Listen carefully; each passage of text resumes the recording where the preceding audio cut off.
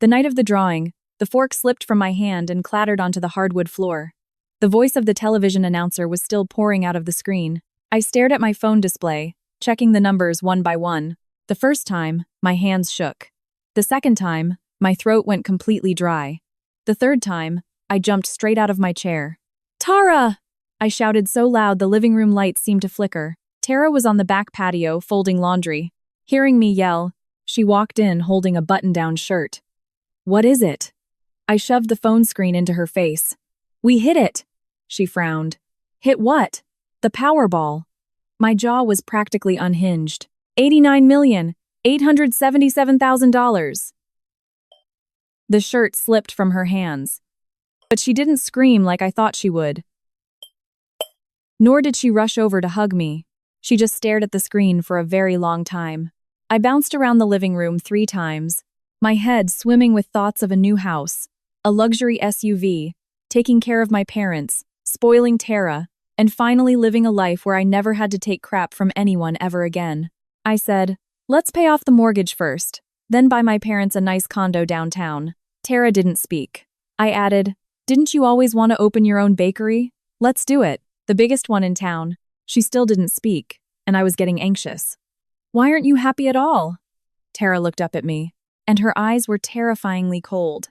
"Sean, tomorrow you're going to tell everyone you lost everything day trading crypto." I froze. "What?"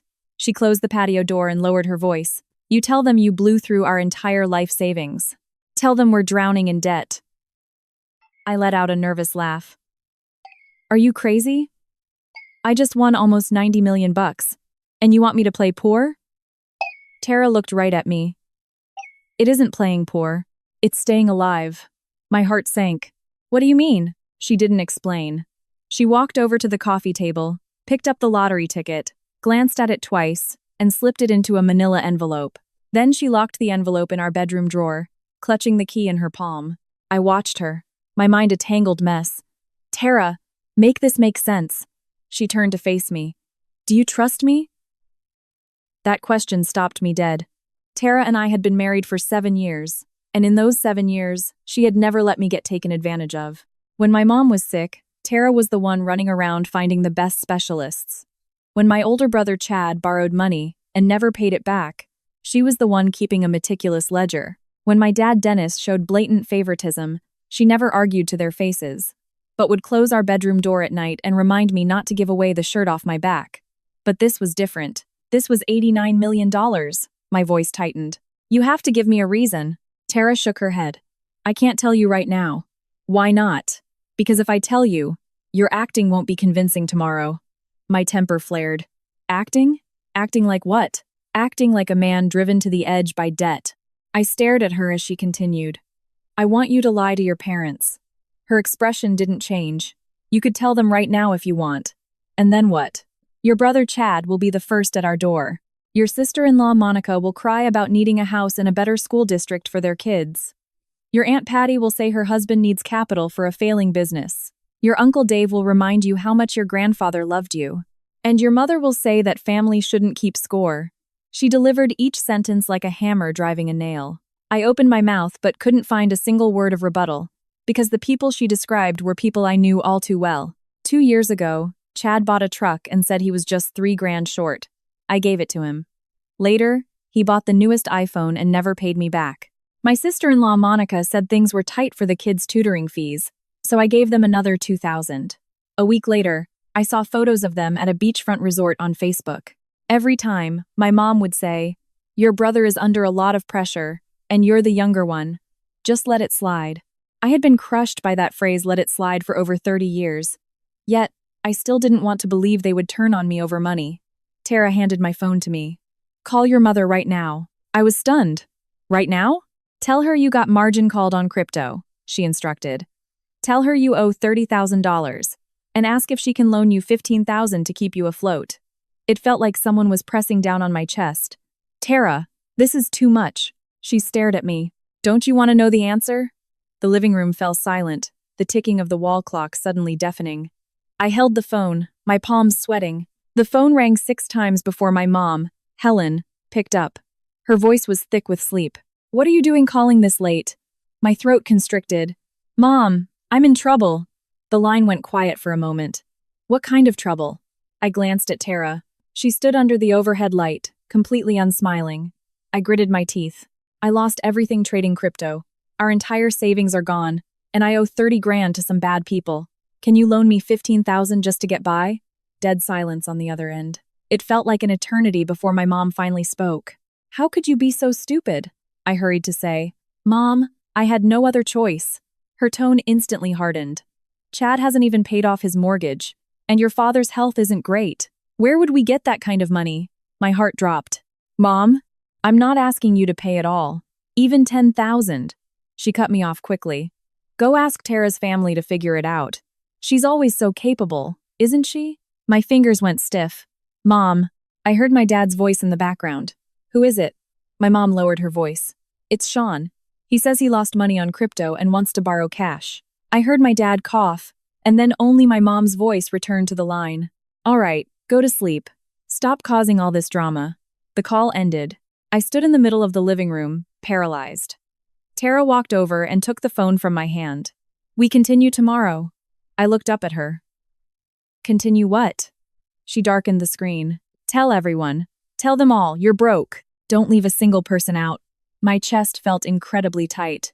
What if they all avoid me? Tara looked toward the closed bedroom door.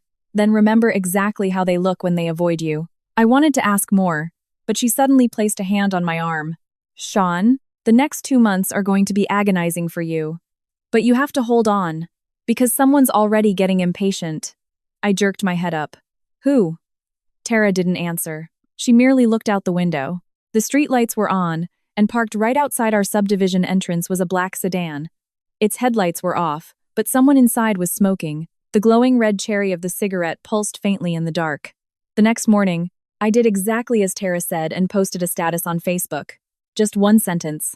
Lost everything in crypto. Don't ask to borrow money from me, because I can't borrow a dime from anyone either. Less than 10 minutes later, my phone blew up. The first call was from Chad. My older brother only ever called when he needed money, and this time was no different. I answered, and his voice immediately rained down on me. What the hell does your post mean? I sat at the dining table, watching Tara push a glass of water toward me. It means exactly what it says. I lost it all. Yeah? How much did you lose? I paused intentionally. Our savings are gone, and I'm in the hole. The line went dead silent. In the past, whenever he asked to borrow money, his opening line was always, brothers shouldn't keep score. Now that it was my turn to be broke, he couldn't squeeze out a single word of comfort. After a few seconds, he cleared his throat. You're a grown man, Sean. What are you doing playing around with that internet money? I said nothing. He kept going. Things are tight on my end, too. Your nephew needs to pay for his travel baseball team, and Monica hasn't been feeling well lately. Don't expect anything from me, all right? My grip on the glass tightened. Chad, I didn't even ask.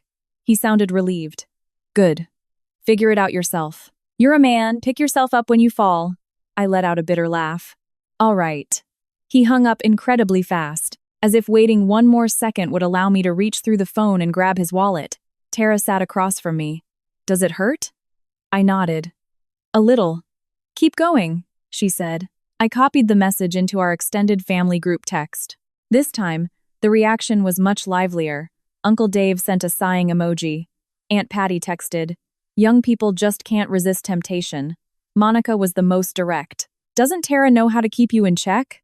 I stared at that sentence, anger flaring in my chest. But Tara took my phone and replied for me. I tried to stop him. I failed. The group chat went quiet for 2 seconds before someone chimed in. Marriage is about supporting each other. Don't let money ruin your relationship. Sean, don't drag your wife down with you.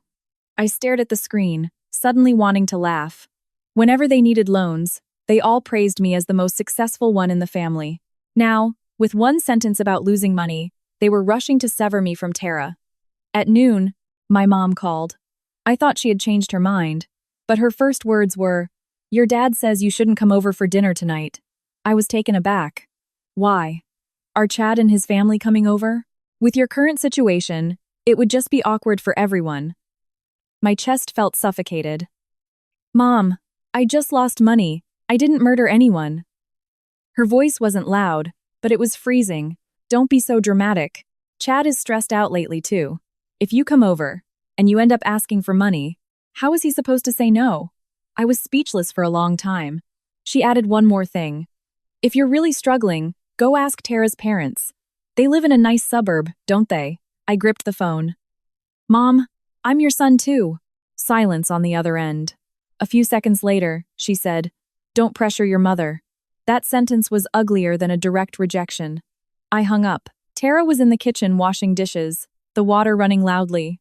I stood in the doorway and said, They're having family dinner tonight. They told me not to come.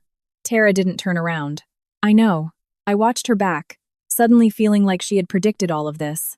Are you hiding something else from me? She turned off the faucet. Yes. My heart tightened. What is it? She dried her hands and turned to face me. It isn't time yet. I frustratedly ran a hand through my hair. That phrase again. Tara walked up to me. Sean, right now you just need to see clearly who is terrified of you being broke and who is willing to sit down and listen to you when you have nothing. I'll handle the rest. Her words, I'll handle the rest, silenced me. That afternoon, Monica messaged me. She didn't ask how I was doing. She asked, Do you have any paperwork for that $8,000 we borrowed from you before? I looked at the screen, shaking with rage. I replied, Yes. She quickly texted back. We're brothers. You aren't going to demand it back right now, are you? I replied, You're the one who brought it up.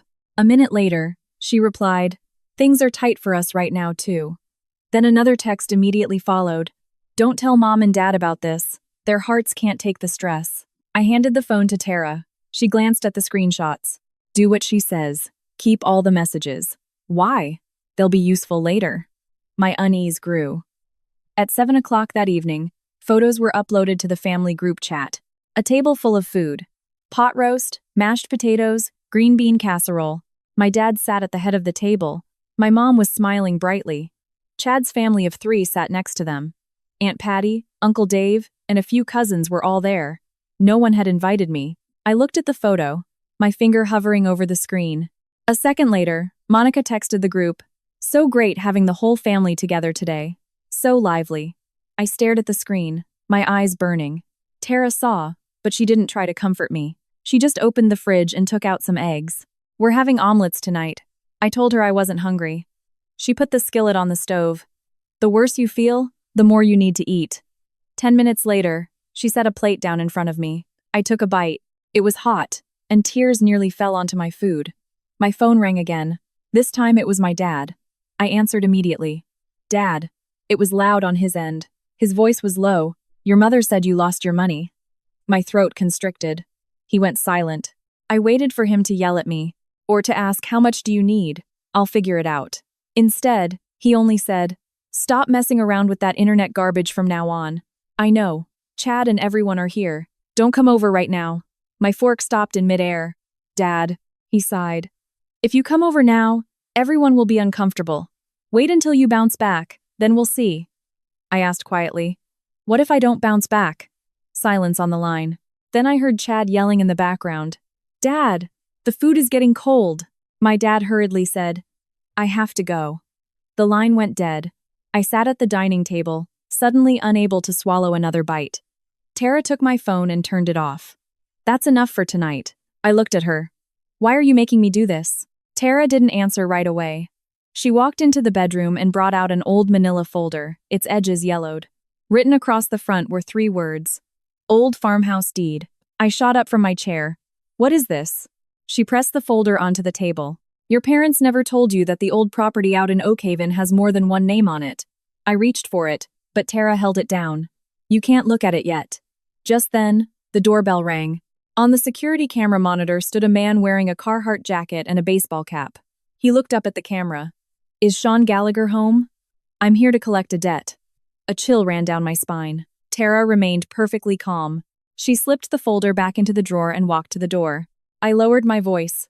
What debt? She glanced at me. Starting now. You have one. The doorbell rang again, and the man pounded impatiently. Sean, don't play dead. Pay up! My mind buzzed. Tara opened the voice memo app on her phone and placed it face down on the entryway table. She did it slowly, as if she had practiced. Then she opened the door. The man was even bulkier in person. Behind him stood two other guys.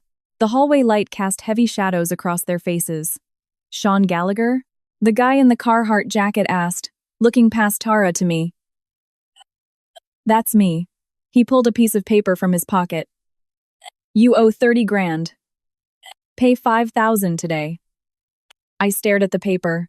It had my name printed on it and a messy signature at the bottom, but it wasn't my handwriting. Before I could speak, Tara cut in. Who sent you? The man laughed. Someone owes money. Do I need someone to send me? Tara's voice was flat. I'm asking who gave you this address. The guy's smile stiffened. A tall, skinny guy behind him said, Look, lady, don't play games with us. We just collect cash. Tara nodded. Let me see the IOU. The Carhartt guy pulled the paper back. You can look when you have the cash. I lost my temper. I didn't sign that. The guy immediately stepped forward. You say you didn't, but your own Facebook post admits you're in debt. I was stunned. Tara just stared at him. The Facebook post has been up for less than 12 hours, and you're already at our door. News travels fast. The guy's face changed. Cut the crap. He raised a hand to push the door open. But Tara didn't budge. She looked him dead in the eye. You touch this door, and I'm calling 911, he sneered. Call them. You think a guy in debt wants the cops around? Tara picked up her phone from the table. Let's find out. She dialed the numbers. The two guys behind Carhartt exchanged a look, their bravado suddenly deflating. Right then, the elevator dinged, and our neighbor poked his head out. What's going on? The Carhartt guy immediately raised his voice. He owes money and won't pay. Living in a nice place like this, playing poor. The neighbor's look toward me shifted. My face burned, but Tara suddenly held up her phone. You just said Sean admitted to his debt on Facebook. You know him? The guy paused. I saw it online. Where online? Tara pressed. He stopped talking. Tara took a step forward. Who gave you that fake IOU? Do you know forging a signature and coming to a home to extort money is a felony? The guy's expression darkened. Who are you trying to scare? Tara hit the call button. Hello? Police? The moment she said that, the skinny guy panicked. He tugged at the Carhartt jacket. Come on, man, let's go. The guy glared at me viciously. Sean, watch your back. Tara read our address out loud to the operator, and the men turned to leave. Hold it, Tara suddenly commanded. The three men froze by the elevator. She held up her phone. Leave the IOU. The guy was furious. Why the hell should I? Tara stared at him. If you don't, I'll tell the dispatcher. You're fleeing with forged legal documents. The hallway went dead silent. The neighbor watched from his doorway. Gritting his teeth, the guy crumpled the paper and threw it at us. It landed on the floor. Tara bent down and picked it up. The elevator doors closed, and their footsteps quickly faded. The neighbor asked quietly, Does Sean really owe money? Before I could explain, Tara said, No. She showed the fake IOU to the neighbor. Someone's trying to take advantage of his recent bad luck to set him up. The neighbor's face changed. Oh my, you guys need to be careful. You can't trust anyone these days, not even friends and family. That sentence pierced my ears like a needle. After we closed the door, I looked at Tara. Did you arrange this? She smoothed out the crumpled IOU on the dining table. I didn't arrange the people, but I guess someone would make a move. I stared at the fake document. Who? She didn't answer. She took out her phone, saved the audio recording, and took a picture of the IOU. Then she zoomed in on the image. Look at this signature.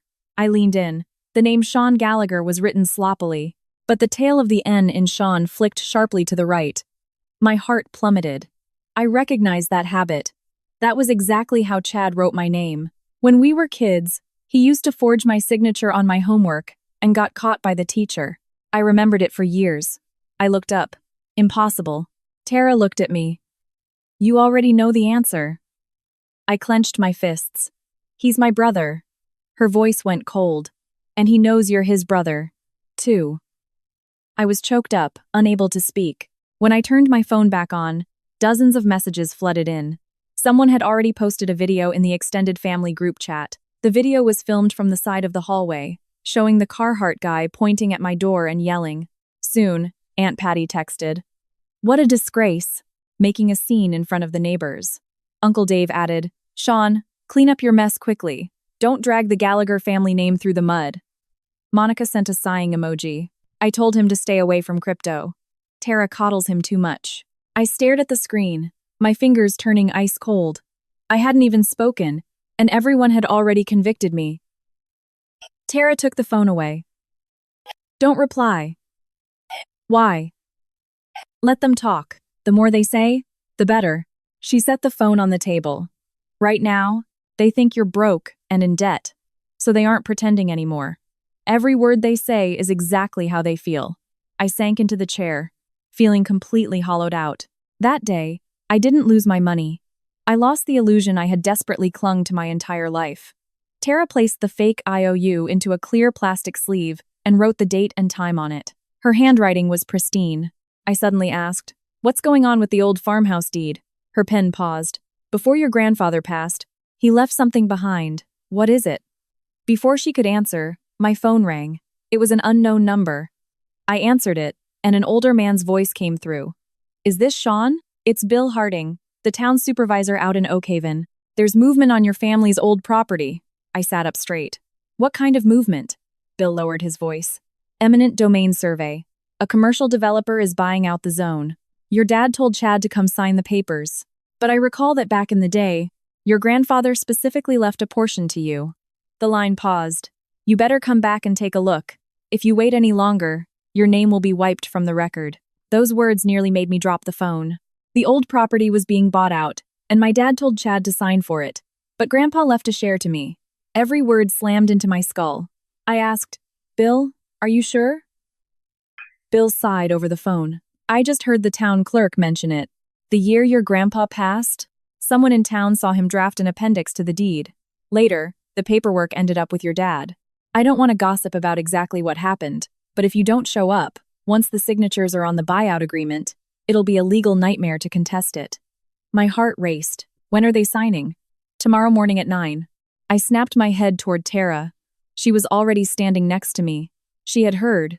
After I hung up, the apartment was terrifyingly quiet. A few seconds later, I said, "Why did Dad never tell me?" I wasn't asking Bill, nor was I asking Tara. I was asking my parents. If I really had a share in the old property, why had no one mentioned it for years? Tara opened the drawer. She took out the manila envelope labeled Old Farmhouse Deed. This time, she didn't stop me. Inside the envelope were a few yellowed photocopies and a handwritten sheet of paper. The handwriting belonged to my grandfather, Silas Gallagher. I had seen it when I was young. He wrote slowly, his letters rigid and straight, as if drawn with a ruler. It read, "The guest cottage on the property is left to my younger grandson, Sean Gallagher, along with half of the back pasture." I stared at those 2 lines, my throat swelling. Tara said, "These are photocopies. The original is with your father." I looked up at her. "How do you have this?" She fell silent for a moment. 3 years after your grandfather died, I went with you to Oakhaven for Memorial Day. You drank too much and fell asleep in the guest room. An old neighbor of your grandmother's secretly slipped this to me," she said. "Your grandfather was always worried about you." My mind exploded. That was the year I got married. My parents told me the old farmhouse was worthless, falling apart, and I shouldn't worry about it. Chad said he lived closer and would handle all the maintenance. I genuinely never asked about it again. Tara watched me. "I never brought it up because the timing was never right." My voice was hoarse. "What do you mean the timing was never right? You had no leverage. As long as your family threw the word family in your face, you'd just surrender everything." I opened my mouth but couldn't argue. Tara put the documents back. "Now it's different. They think you're broke. They think you're drowning in fake debt. Right now, their true attitude toward the farmhouse will finally show." I suddenly thought of that fake IOU, of Chad's habit of flicking the tail of my name. A heavy stone sat on my chest. What if my brother really did it? Tara glanced at me. "Then tomorrow, you'll find out what else he's capable of." I didn't sleep at all that night. At dawn, my mom called. Her tone was much softer than the past 2 days. "Sean, honey, are you busy today?" I sat on the edge of the bed, watching the gray morning sky. "Why? Your dad says you should come out to Oakhaven for a bit." My stomach tightened. "Come out for what?" She spoke vaguely. "Oh, just some family business regarding the old house. The town needs to register some things." I purposely asked, "What does that have to do with me?" Silence on the line. A few seconds later, she said, "You're part of the family. Just come take a look. In the past, That sentence would have moved me. Now, it only made me feel cold. When they barred me from family dinner, I wasn't part of the family. Now that they needed to sign away the property, I was family again. I told her I didn't have money for gas. My mom was clearly stunned. How much could gas possibly cost? Mom, I'm in debt. People came to my door demanding money yesterday. I'm afraid they'll follow me to Oakhaven. Muffled arguing came through the phone. I heard Chad's voice. If he doesn't want to come, screw him. We can sign without him. My mom rushed to cover the mouthpiece, but I still heard it. When she spoke again, her tone was stiffer. Your brother doesn't mean it like that. I smiled bitterly. Then what does he mean? She was silent. I said, Mom, if you guys think you can sign without me, then don't bother asking me. I have enough problems right now. I don't want to embarrass the Gallagher family. I hung up. Tara was already dressed. She wore a gray trench coat, her hair tied back simply, looking like she had been ready to leave for hours. I asked, Are we going? She tossed the car keys onto the table. Yes. But not yet. I was confused. The signing is at 9. Shouldn't we get there early? Tara checked the time. Let them get there first. Let them think you're too scared to show up. Let them say everything they want to say. I felt a chill. Did you arrange something else? Tara didn't answer. She packed the fake IOU, the hallway audio recording, the text screenshots, and the deed photocopies into a binder. Then she pulled out a digital voice recorder and slipped it into the inside pocket of my jacket. No matter who asks you today, you only say 3 things. I looked at her. Which 3? First, I want to see the original. Second, Grandpa left it to me. I'm not giving it up. Third, talk to my lawyer. I gripped the recorder. My fingers tense. They're going to tear me apart. Tara looked up at me. They already have. Today is just to make sure you hear it clearly. At 8:40 a.m., we drove out of our subdivision. As soon as we turned onto the main road, I saw a black sedan pull up behind us in the rearview mirror. The windows were heavily tinted. A red cigarette cherry glowed in the passenger seat. My back instantly stiffened. That car. I saw it outside our building the night I won. Tara didn't look back. She acted as if she knew it would follow us. I lowered my voice. The car behind us. Keep your eyes on the road, she said. Don't look. My palms were sweating. Is it the guys from yesterday? Not necessarily, but they're definitely not just heading the same way. I couldn't help but ask. Should we call the cops? Tara glanced at the mirror. Not yet. We got onto the interstate, and the morning traffic was heavy. The black sedan stayed 2 or 3 car lengths behind. Never too close, never too far, like a snake trailing its prey. My mind raced with images of the fake IOU. If Chad hired them, why are they following me? Is he afraid I'll show up in Oakhaven? Or is he afraid I have proof about the deed? The more I thought, the more chaotic my mind became. Tara suddenly said, Call your dad. I was startled. Now? Put it on speaker. I did as told. The phone rang twice before it connected. My dad, Dennis, spoke in a low voice. Where are you? I said, On the way. He clearly breathed a sigh of relief. Don't say anything stupid when you get here. My eyes darkened. Dad, what counts as saying something stupid? It's just signing some paperwork today. Your brother lives out here. He knows the ropes. Don't just come in here and cause a scene. I gripped the phone. I never said I was going to cause a scene. I just want to see the original document. The line went dead quiet. Even his breathing grew heavy. What original document? I stared at the traffic ahead, the one Grandpa left behind. I heard a chair scrape against the floor on the other end, and then Chad's voice cut in. Sean, what the hell is your problem? You're drowning in debt, and now you're eyeing the old property? Before I could answer, he kept cursing. You just want to use the buyout money to pay off your gambling debts, don't you? Let me tell you, I'm the one who took care of this house all these years. You lived in the city and didn't lift a finger. Now you hear buyout and you come crawling back? Have you no shame? Every word sounded rehearsed. My dad didn't stop him, and my mom didn't say a word. My heart went cold, piece by piece. I followed Tara's script. Grandpa left it to me. I'm not giving it up. Chad exploded. Who says Grandpa left it to you? Can you produce the original paper? If you can't, shut your mouth. I glanced at Tara. She showed no emotion. I said, Then I want to see the original. Chad sneered. The original isn't with you. What are you going to see? My dad finally spoke up. That's enough. Sean, drive safe. We'll talk when you get here. He hung up. The car was silent except for the engine's hum. It took me a long time to say, "They know the original exists." Tara nodded. "Your dad's reaction just proved it." I gritted my teeth. "Why? I'm his son." Tara didn't comfort me. She just said, "Some sons are closer than others." She said it softly, but it cut deeper than a curse. At 9:20, we pulled up to the Oak Haven Town Hall. The parking lot had several cars in it. Chad's white F-150 was right out front. He was wearing a new jacket, his hair slicked back. Monica stood next to him, holding her designer bag. My parents, Aunt Patty, and Uncle Dave were all there. Seeing me get out of the car, their expressions varied. My mom approached first. She looked at my clothes, then at Tara's purse. Her tone probing. "I thought you didn't have gas money?" I said flatly. "We borrowed the car." Her face immediately soured. Chad scoffed. "Drowning in debt and still trying to look wealthy." Monica chimed in. "Let's just hope the debt collectors don't trace you out here before we even get the buyout check." They all laughed. It wasn't loud, but it was piercing. Tara stood beside me, silent, clutching the binder to her chest. The town hall office doors were open. 2 town clerks sat inside, and a map of the eminent domain zone was pinned to the wall. I immediately spotted the address, the Gallagher farm. Under primary owner, it said Dennis Gallagher. The co-owner line was completely blank. My heart sank. Chad walked in and picked up a pen. "Everyone's here. Let's just get this signed." The clerk asked, "Have you confirmed everything internally with the family?" Chad smiled easily. "Yes, sir. My parents are here, and my brother has no objections." I stepped up to the desk. "I have an objection." The room went completely silent. Chad's hand froze, holding the pen. My dad's face darkened instantly. "Sean!" I looked at the clerk.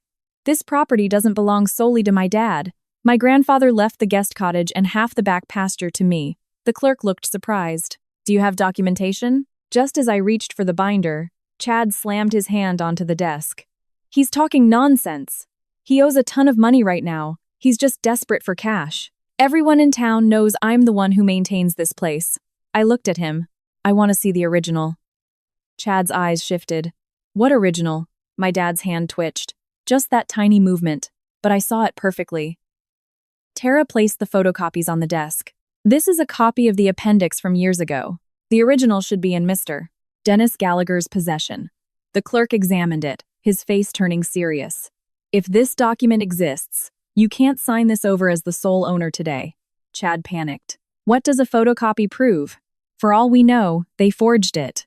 Monica yelled. "Yeah, these two are desperate for cash. They'll do anything." Aunt Patty immediately jumped in. "Sean, don't air our dirty laundry in front of the town." Uncle Dave slammed the table. "If your grandpa really left this to you, why has no one mentioned it all these years?"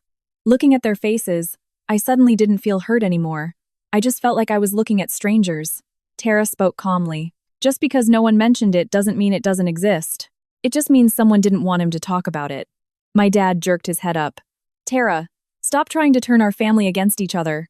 Tara looked at him. "Dad." Then produced the original. The office fell silent again. My mom's eyes instantly went red. "Sean, do you really have to push your father like this?" My chest tightened. They had used this tactic for years. If I didn't back down, I was the one pushing them. But this time, I didn't lower my head. I said, "Talk to my lawyer." Chad lost his mind. He lunged forward and grabbed me by the collar. "You think you're a big shot now? Threatening your own family with lawyers?" Before Tara could intervene, a man's voice rang out from the doorway. "Hold it!" I turned. A sheriff's deputy stood in the doorway. Behind him was Bill Harding, the town supervisor. Bill was holding a black plastic bag. He looked straight at my dad. "Dennis, you've hidden some things for years. It's time to bring them out." All the color drained from my dad's face. Bill's single sentence silenced everyone in the room.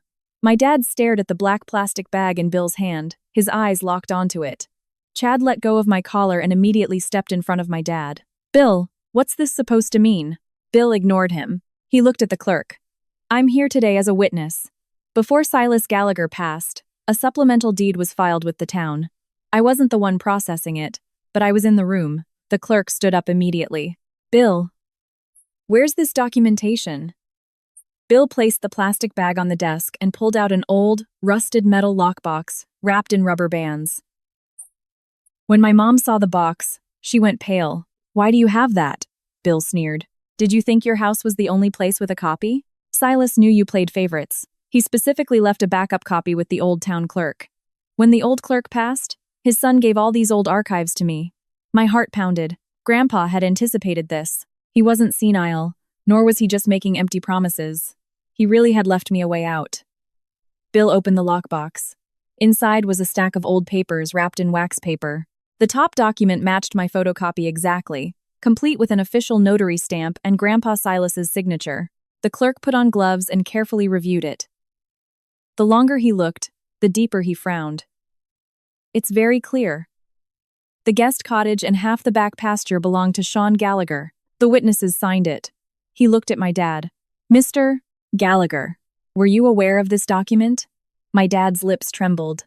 "It was so long ago. I don't remember clearly." Bill snorted loudly. "You don't remember? The day Silas passed, he handed the original directly to you. I was standing right in the doorway. Have you forgotten what he said?" My dad lowered his head and said nothing. Chad panicked. "Even if that paper exists, so what? I'm the one who maintained the house all these years. I put in the money, I put in the sweat. Sean lived it up in the city. Why does he get a cut?" Tara suddenly spoke. "How much money did you put in?" Chad froze. Tara stared at him. "Do you have receipts for the repairs? Bank transfers? Contractor agreements?" Monica quickly interjected.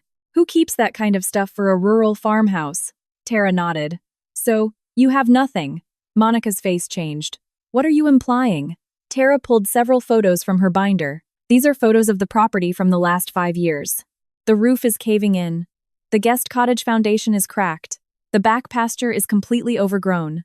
When you say you maintained it, do you mean you took a picture of it every Memorial Day?" Chad's face turned bright red. He never expected Tara to have photos. Neither did I. I looked at her. Her expression was completely calm, as if she were just presenting the most mundane objects in the world. My mom suddenly burst into tears. She sat in a chair, covering her face. "Sean, are you really trying to tear this family apart? Are you satisfied now?" My chest still ached, but this time I wasn't pulled back in by her guilt trip.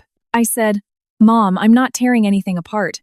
You guys were trying to wipe my name off the record while I wasn't looking." She snapped her head up. "Who tried to wipe your name?"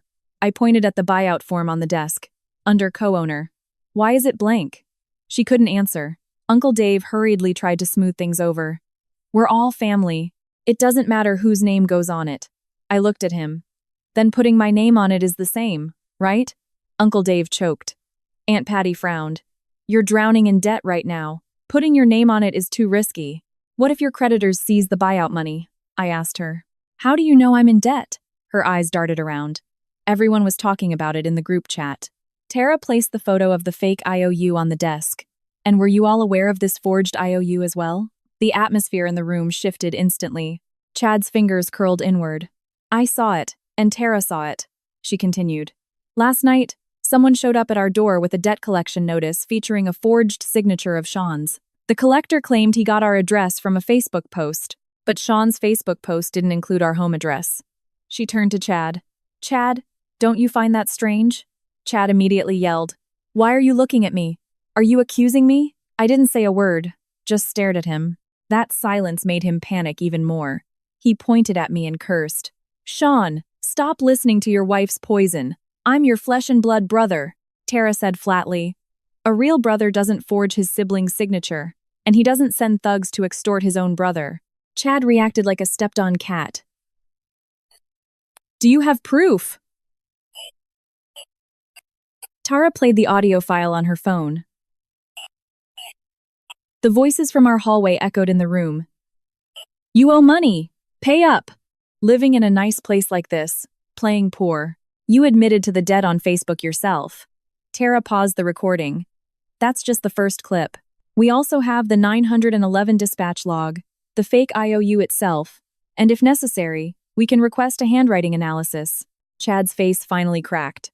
Monica grabbed his arm. "Stop talking. That one sentence basically confirmed everything." My dad snapped his head up to look at Chad. "Did you really do this?" Chad was stubbornly defensive. "No, he's in debt himself. What does that have to do with me? I looked at him, suddenly finding it hilarious. I still remember when we were kids, he took me fishing at the creek. I slipped and fell in, and he pulled me out. Back then, I thought my big brother would protect me for life. Later I realized, people change. Some protections only exist when there's no conflict of interest. The clerk tapped the desk. We can't sign this today. There's a title dispute. The equity shares must be confirmed first. We'll retain these copies, but the original must be verified by the county. Chad slammed the desk. No, we have to sign it today. The town has to submit the paperwork. Who takes responsibility if this is delayed? The sheriff's deputy looked at him coldly. What's your rush? Chad was silenced. My dad looked like he had aged 10 years in a minute. He sat in his chair, head bowed, not speaking. I thought things would pause here, but just as we were about to leave, tires screeched outside the town hall. A black sedan parked right out front. The doors opened, and the Carhartt guy from last night stepped out. He was followed by 2 others. This time they weren't wearing hats. He saw me and grinned. Sean, you actually showed up. He pointed a finger at Chad. Hey Chad, when are you paying the balance? That shout was like a knife plunged directly into Chad's face. Everyone in the courtyard stared at him. Chad's lips trembled, his face turning from red to ghostly pale. Monica reacted the fastest, charging forward and screaming, What are you talking about? Who even knows you? The guy laughed. Come on, lady. That's not what you said when you handed me the deposit. All the blood drained from Monica's face. I stood on the steps, my ears ringing. Tara held my wrist, her hand incredibly steady. The guy kept walking forward. Look, Chad, you told me to go scare him. Tell him he was playing poor, blow the whole thing up. As long as he got scared, he wouldn't dare come back for the house. I showed up, I yelled the lines. And you gave me the fake IOU. Now you're acting like you don't know me? Chad lunged forward, trying to cover his mouth. The deputy stepped right in the middle. Back off. Bill's face darkened. Chad Gallagher, you actually stooped this low? Chad was frantic, his eyes bloodshot. He's full of shit. I don't even know him. The guy pulled out his smartphone. Oh yeah? Don't know me? Then whose Venmo transactions are these? He held up the screen. I saw 2 payments. One for $300, one for $200, labeled labor. The payee's name was partially hidden, but I recognized the profile picture. It was a photo of Chad's son when he was a toddler. It felt like someone had punched me in the chest. Chad finally stopped yelling. He glared at the guy like he wanted to eat him alive. The guy wasn't intimidated. You don't pay the balance. I have to come find you. You arranged it all. And you told me to fake the debt collection. My dad, Dennis, suddenly stood up. He lunged forward and shoved Chad hard against the wall. The courtyard fell dead silent. Chad stumbled, staring at my dad in disbelief. Dad, you put your hands on me? My dad's hands were shaking. Aren't you ashamed? That's your own brother. That sentence ignited Chad. My own brother?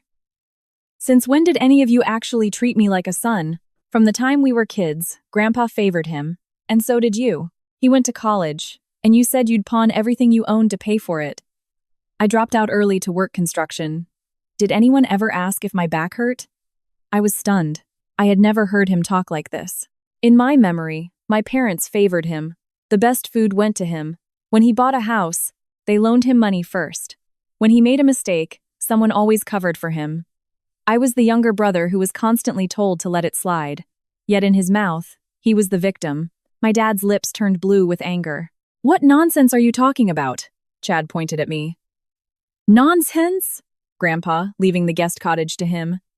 Is that not playing favorites? I maintained this place for years, and in the end, I have to split it with him? Why? Tara spoke coldly. Your version of maintaining was letting the roof leak and the pasture overgrow. Your version of splitting it is just returning what already belongs to him. Chad whipped around to glare at her. Mind your own business. This is Gallagher family business. Who gave you the right to speak? I took a step forward, shielding Tara. She's my wife. She has every right. Saying that out loud, I suddenly felt a weight drop from my chest. For years, Tara had shielded me from so many ugly words, and I always thought, it's just my family blowing off steam. It's fine. It wasn't until this moment that I realized the person who thinks it's fine isn't the one who takes the damage every time. The Carhartt guy clearly enjoyed the show. Chad, I don't care about your family drama. You owe me $200. Pay up right now, Chad snapped. Piss off. The guy's face hardened. You telling me to piss off? The deputy already had his radio out. Nobody leaves. This involves forging legal documents and extortion. We're all going down to the station to sort this out. Monica panicked instantly. No, we were just trying to scare him. We didn't actually take his money. Hearing that, my mom clutched her chest and nearly collapsed.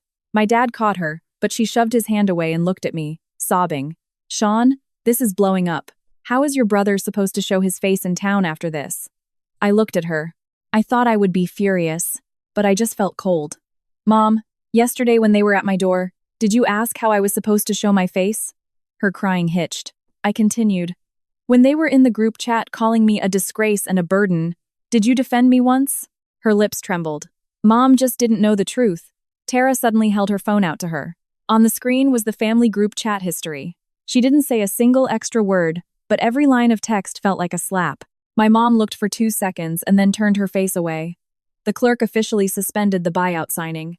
The deputy had everyone provide their contact information. The Carhart guy and Chad were taken in for questioning. Monica cried and followed them. Before leaving, she glared at me. That look wasn't guilt. It was pure hatred. My dad stood outside the town hall, his posture bent. He suddenly called out to me. Sean. I stopped. He reached inside his jacket and pulled out a cloth pouch. Inside was a yellowed piece of paper. The original is right here. I never destroyed it. I looked at the paper, but didn't reach for it. I asked, then why didn't you bring it out earlier? His eyes were red. He opened his mouth, but before he could speak, Bill frowned. Dennis, that isn't the original. My dad's head snapped up. Bill took the paper and held it up to the light. The notary stamp on this is wrong. This is a tracing. I stood frozen. Tara's face sank. The real original is in someone else's hands. Bill set the paper back on the desk. That single, thin sheet of paper felt like a branding iron. Everyone stared at my dad. His confusion didn't look faked.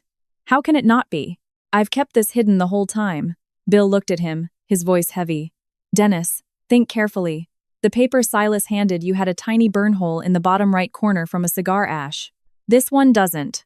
My dad looked down, his fingers slowly starting to shake. My mom leaned in too. She only took one look, and her face went even whiter. Tara asked, when was the last time the original was seen? My dad swallowed hard. Years ago, I put it at the bottom of the wardrobe. Later, when we renovated, I took it out once. Who was there? Bill pressed. My dad was silent. My mom cried out first. It was so many years ago. Who can remember?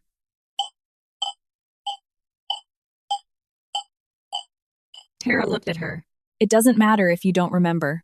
The town's backup copy already proves Sean has a share. But someone swapping out the original is a much more serious crime. My mom's head jerked up. Tara, stop trying to scare us. Things get disorganized during renovations. Maybe it was just a mix-up. I watched her reaction, my heart sinking. She was too desperate to frame it as a mix-up. But who accidentally swaps a notarized deed appendix? The deputy took a photo of the forged document for the record. The clerk sealed the town's backup copy. Bill said, don't try to sign anything today. Go home, tear your house apart, and find the original. If you can't, we process it according to the town's copy. Nobody is secretly changing names on my watch. My dad looked like he had been drained of life. He nodded. By the time we left the town hall, the sun was high. A crowd of onlookers had gathered out front. I felt their stares, but I didn't feel embarrassed anymore. The real embarrassment isn't being talked about. It's knowing you're being used and still making excuses for the people doing it. Before getting into the car, Tara looked back toward the direction of the old farmhouse. Let's go look at it. Now? She nodded. We're already here. The farmhouse sat on the eastern edge of town. A section of the perimeter wall had collapsed, and the iron padlock on the gate was severely rusted. When I was a kid, I thought this yard was huge. Standing here now, it just looked dilapidated. The door to the guest cottage was half open, squeaking in the wind. The back pasture was choked with weeds. The plot my grandfather left me had been abandoned for years. I walked in, crunching a piece of broken roof tile underfoot. My chest felt incredibly tight. Tara didn't rush me. She crouched down, snapped a few photos, and measured a crack in the cottage's exterior wall. I asked her, you came out here and took photos before? When? When you said you were working late. I looked at her back, my nose stinging. Why didn't you tell me? She stood up. If I told you, you'd confront your parents. They'd cry, they'd yell, and you'd let it go again. I couldn't argue, because that was exactly what I would have done. I always thought enduring it would keep the peace. But if you endure it to the end, people just assume you have no bottom line. Tara stepped into the cottage. The dust was thick. There were chew marks from mice on the windowsill, and a pile of old bricks in the corner. She looked around, then suddenly stopped by the old sleeping cot. There used to be a chest here. I walked over. There was a lighter rectangular imprint on the floorboards next to the cot, as if something heavy had sat there for years before being moved. I thought for a moment. Grandpa used to have a cedar chest. He kept the family Bible and old land deeds in it. Tara looked up. Where is the chest? I shook my head. Haven't seen it since he passed. Right as I spoke, footsteps approached from outside.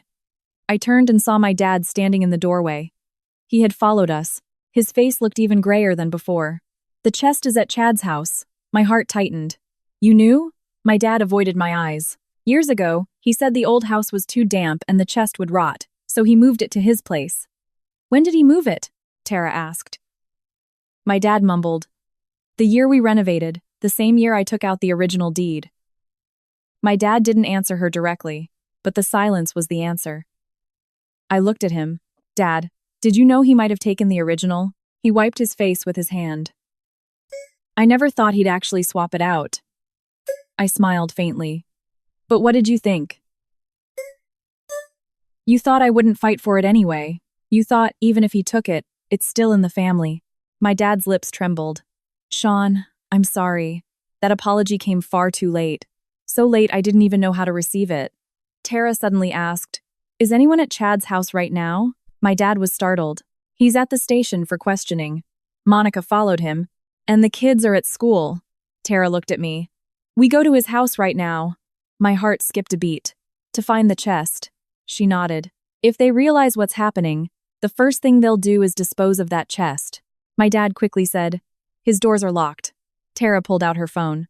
Then we invite the sheriff's deputy to go with us. Just as she was about to dial, a thick plume of black smoke suddenly rose in the distance. My dad whipped his head around. That was the direction of Chad's house.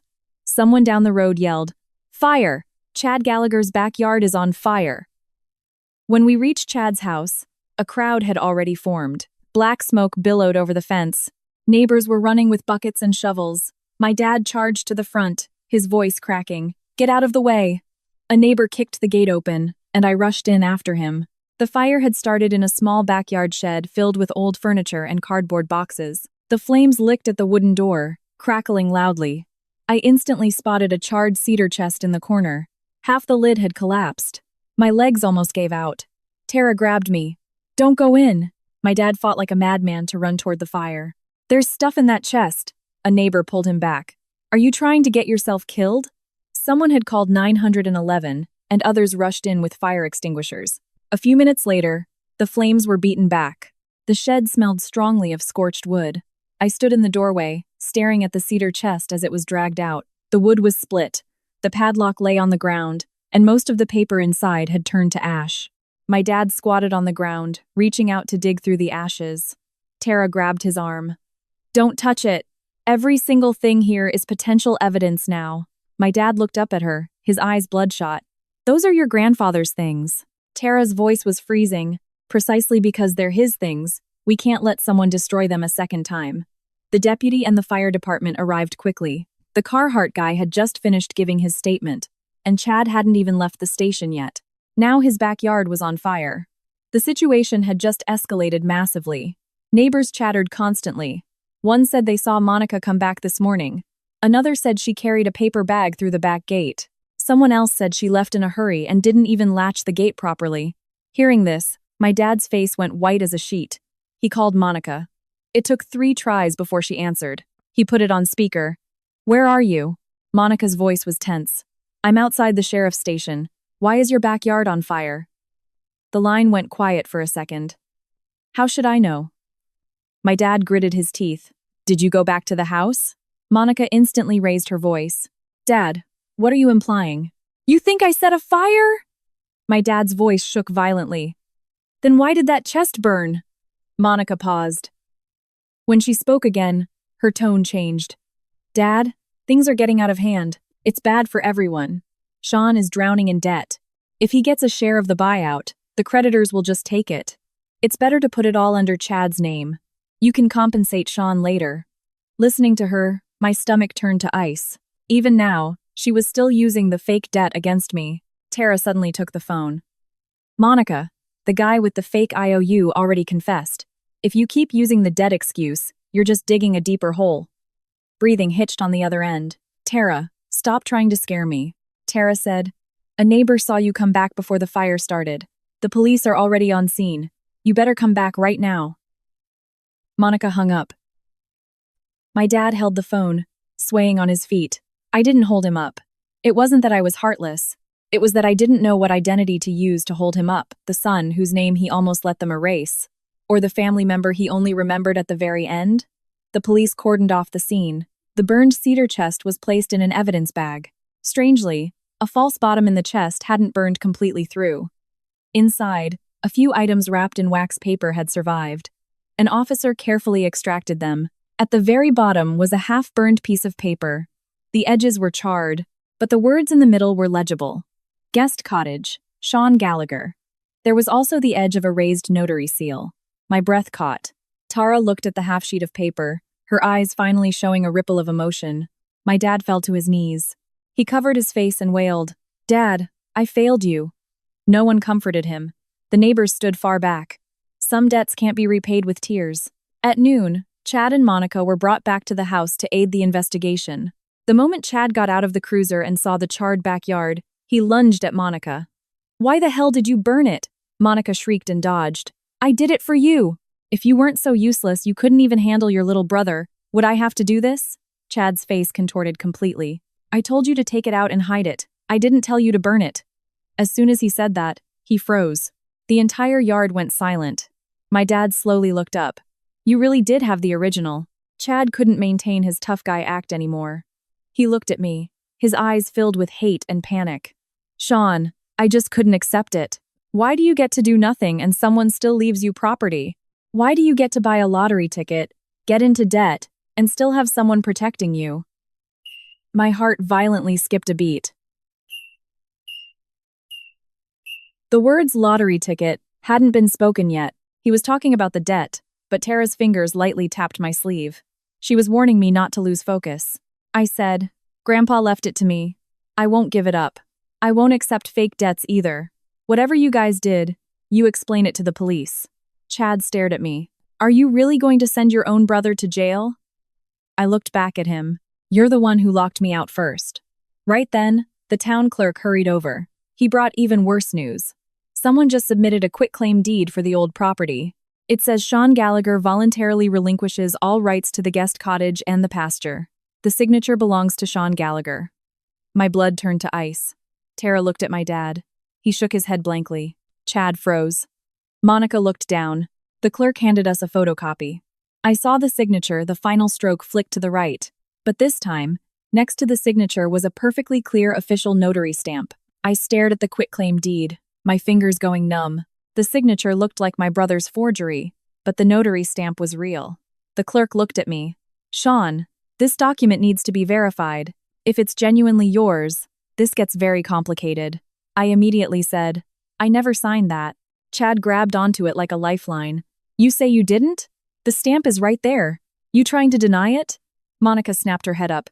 Exactly. You can claim someone forged your signature, but the notary stamp can't be faked. Tara ignored them. She brought the photocopy closer and examined it for a few seconds. When was this submitted? The clerk checked his notes. Yesterday morning at 11:47 a.m. My mind reeled. Yesterday morning, I was sitting at home texting the family group chat that I lost everything in crypto. Tara looked at me. Where were you yesterday morning? I was at home. Who can prove it? I paused. You. Tara nodded. And the building's elevator security cameras. And Uber Eats. You ordered lunch yesterday. She spoke with absolute certainty, as if every step had been meticulously planned. The clerk's face softened. If you have an alibi, that at least proves you didn't submit this in person. Chad's face darkened again. What if he got it stamped ahead of time? Tara finally looked at him. How do you know it was stamped ahead of time? Chad choked, immediately changing his tune. I'm guessing. Tara set the paper back down. You're a very good guesser. The yard was frighteningly quiet.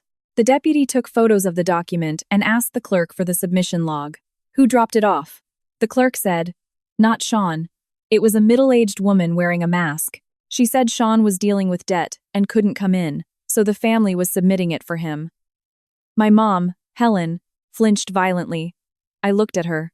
She avoided my eyes. In that split second, I knew the answer, but I still didn't want to ask her directly.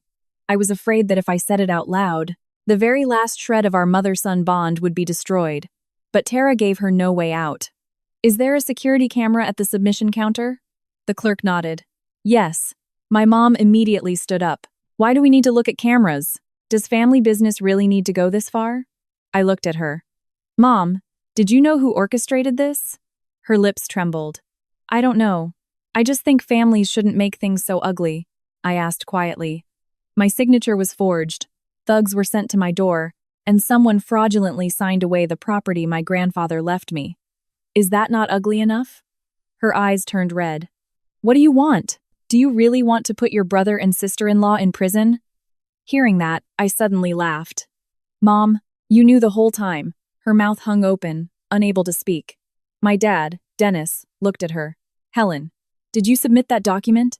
My mom shook her head violently. Not me, I didn't. But her voice was incredibly weak. The deputy said, Since there's footage, let's all go confirm it. The moment he said that, my mom's face went completely chalk white. Chad tried to argue. Fine, let's look. Let's see who it is. But as soon as he said it, Monica yanked his arm hard. He glared at her, but Monica's lips were blue and she said nothing. Looking at the two of them, I felt a wave of cold. They weren't unsure of who it was. They just didn't know if they could keep it covered up anymore. We went to the county records office. In the car, my dad sat in the back, silent. My mom had stopped crying. She clutched the hem of her shirt, her knuckles white. Tara sat next to me, the binder on her lap. I asked her quietly, Where did they get my signature and the notary stamp? She glanced at me. Think carefully. Did you sign any blank documents in the last year? My mind was a mess. I didn't sign much. No mortgages, no loans, no corporate filings. Suddenly, I remembered last winter. My dad took a bad fall and was hospitalized for tests. My mom brought a stack of papers and said the hospital's financial aid department needed a family member's signature. I was standing in the hallway and didn't even read them. She had me sign my name a few times, and on one blank sheet, she asked me to sign at the very bottom. I asked what it was for, and she said the printer jammed, and she needed an extra signature just in case. My heart plummeted. Tara watched my face and knew I had remembered. She didn't scold me. She just said softly, Wait for the footage. The county clerk pulled up yesterday morning's video. It wasn't HD, but it was clear enough to see the person's build. Blue coat, black pants, a medical mask covering her face. She stood at the counter, sliding a document across. The clerk asked her to sign the submission log. She looked down to write. When the camera zoomed in, I froze. On her hand was an old gold ring. The inner band had a distinct dent. That was the ring my mom had worn for over 20 years. My dad whipped his head around to look at her. Helen! My mom's knees buckled. She nearly collapsed to the floor. I didn't catch her. I just stared at the woman on the screen. She took her receipt and left quickly, without a second of hesitation. My throat felt like it was full of sand. Mom, why? Helen's tears fell instantly. I did it for your own good. You're in debt. If that property was in your name, the creditors would take it. I gave it up for you now, and when Chad gets back on his feet, he'd make it up to you. I looked at her. Do you really believe he'd make it up to me? She cried. He's your own brother, I asked. And am I not your own son? Silence filled the hallway. Helen covered her face and sobbed, but I couldn't process her crying anymore. My dad stood rooted to the spot, looking like his spine had been removed. After a long time, he asked hoarsely, The signature. Where did you get it? My mom's crying paused for a second. When you were in the hospital last year. My dad closed his eyes and swayed. I suddenly found it all so absurd. It wasn't a spur-of-the-moment decision. They had been digging away my escape routes in the dark for a long time. I thought playing poor would test their character, but it only prompted them to pull out the knives they had already sharpened. Tara handed a request for a copy of the footage to the clerk. The deputy asked Helen to stay and provide a statement regarding the fraudulent document. She lunged forward and grabbed my sleeve. Sean, Mom was wrong. Mom was just confused. Don't let them take me away. I looked down at her hands. Those hands had cooked for me, mended my clothes. But those same hands had taken my signature and signed away the only thing my grandfather had left to protect me. I slowly pulled my sleeve free. Mom, talk to my lawyer. Her sobbing abruptly choked off. Right at that moment, Tara's phone buzzed. She glanced at it, and her expression changed. What is it? I asked. She tilted the screen toward me. It was an unknown number. A single text message. You still have the lottery ticket, right? Those words hit my spine like an ice pick. My first reaction was to look at Tara's bag, but she turned off her screen. She wasn't panicked. She was even calmer than before. I asked quietly, who sent it? An unknown number. Are you going to reply? No. She put the phone in her bag and looked down the hallway. I followed her gaze. Outside the glass doors of the records office, a black sedan with tinted windows was parked.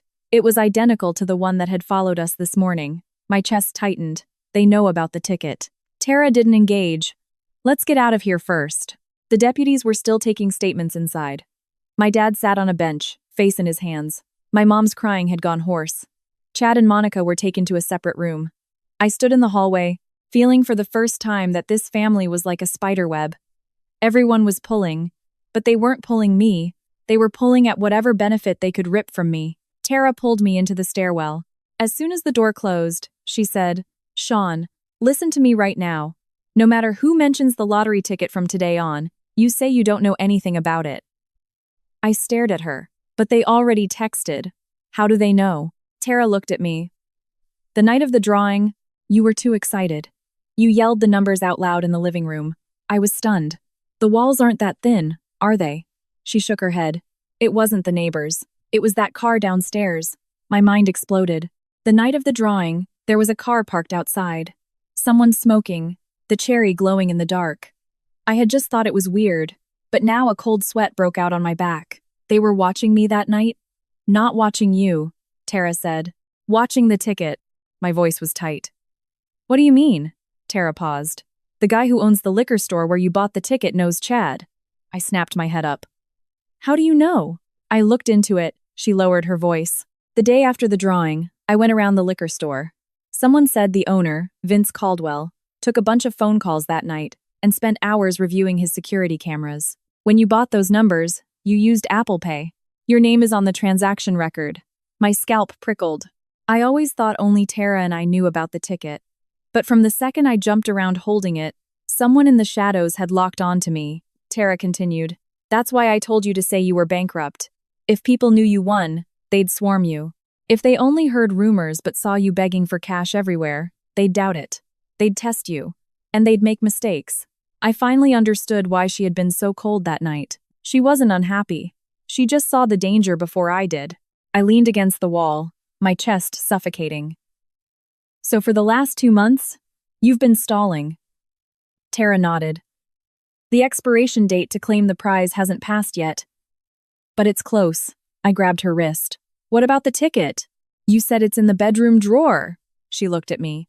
Do you really think I'd leave an $89 million ticket in a drawer? I froze. Tara pulled a folded piece of paper from her bag. It was a receipt for a safe deposit box at Chase Bank.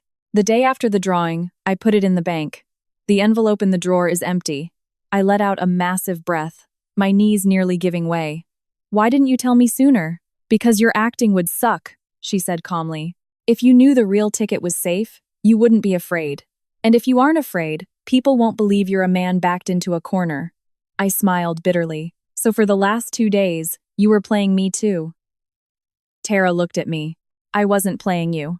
I'm making sure you survive to actually claim the money. Just then, footsteps echoed outside the stairwell.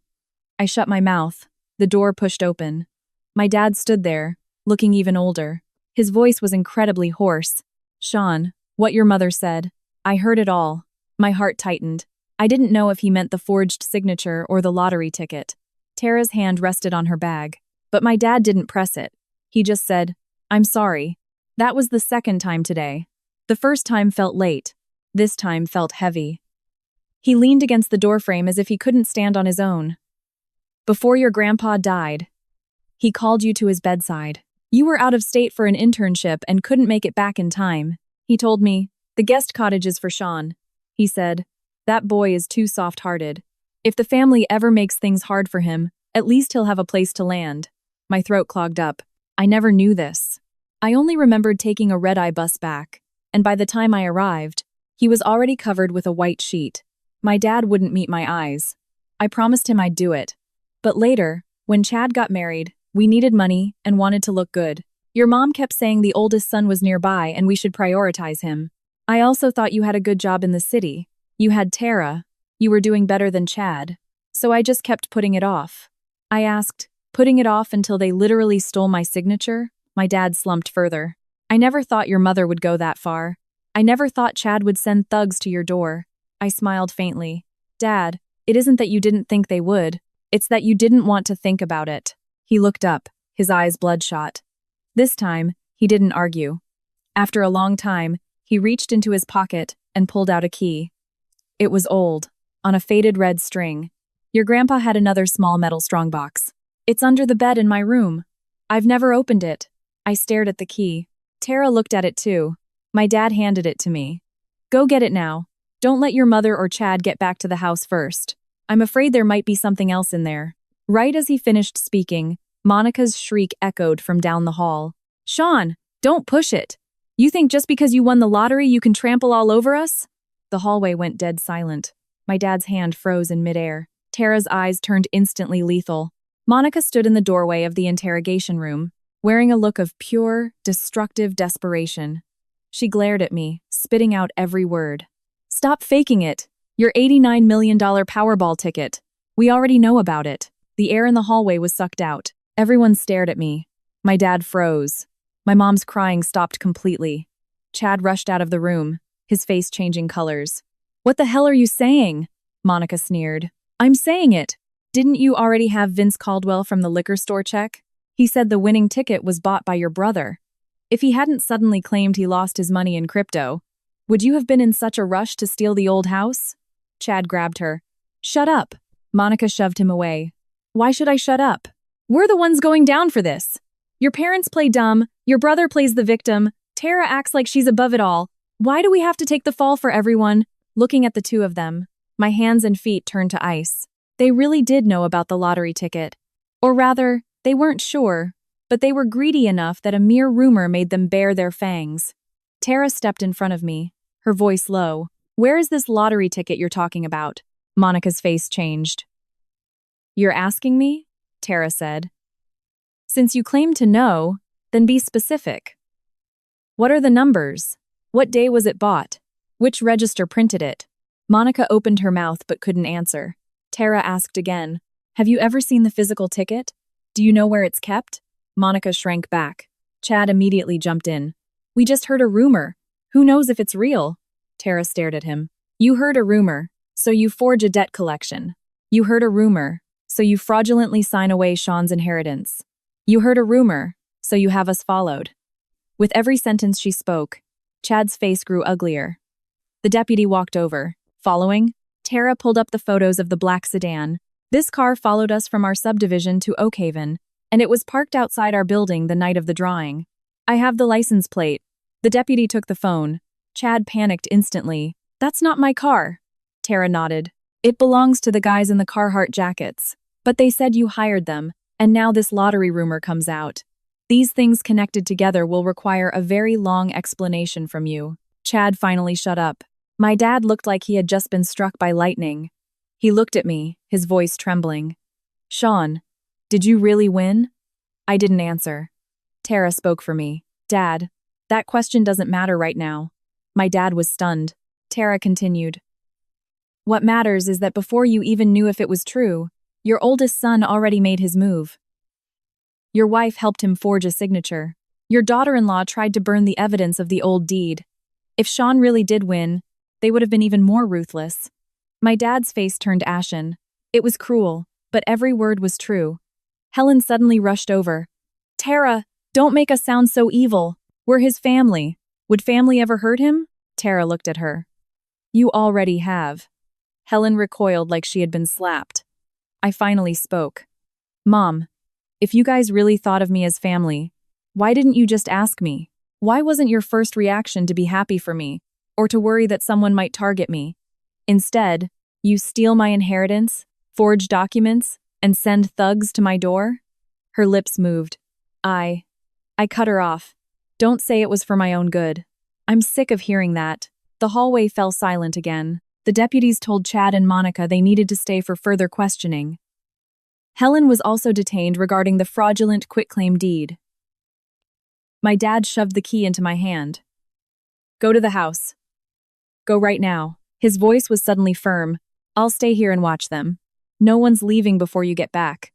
This was the first time in years I saw him truly stand on my side, but I didn't dare feel moved. Once a heart has been burned, it automatically stays away from the fire.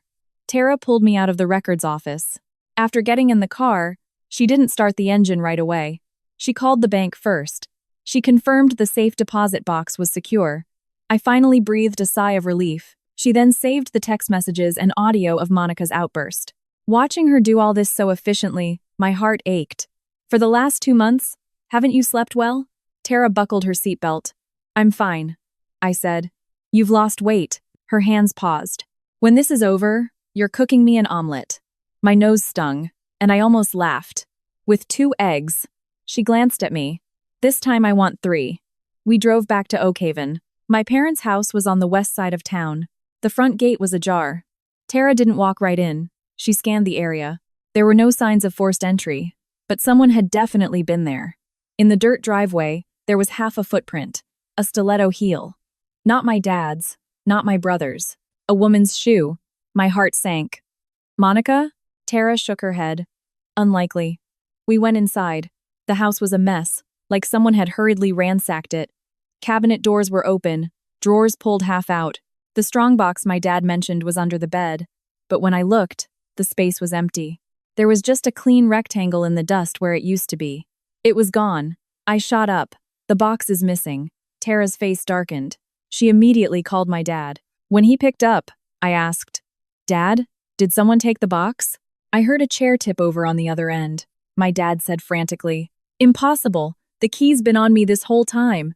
Tara asked. How else can the box be opened without the key? My dad panted. There's a hidden latch on the back.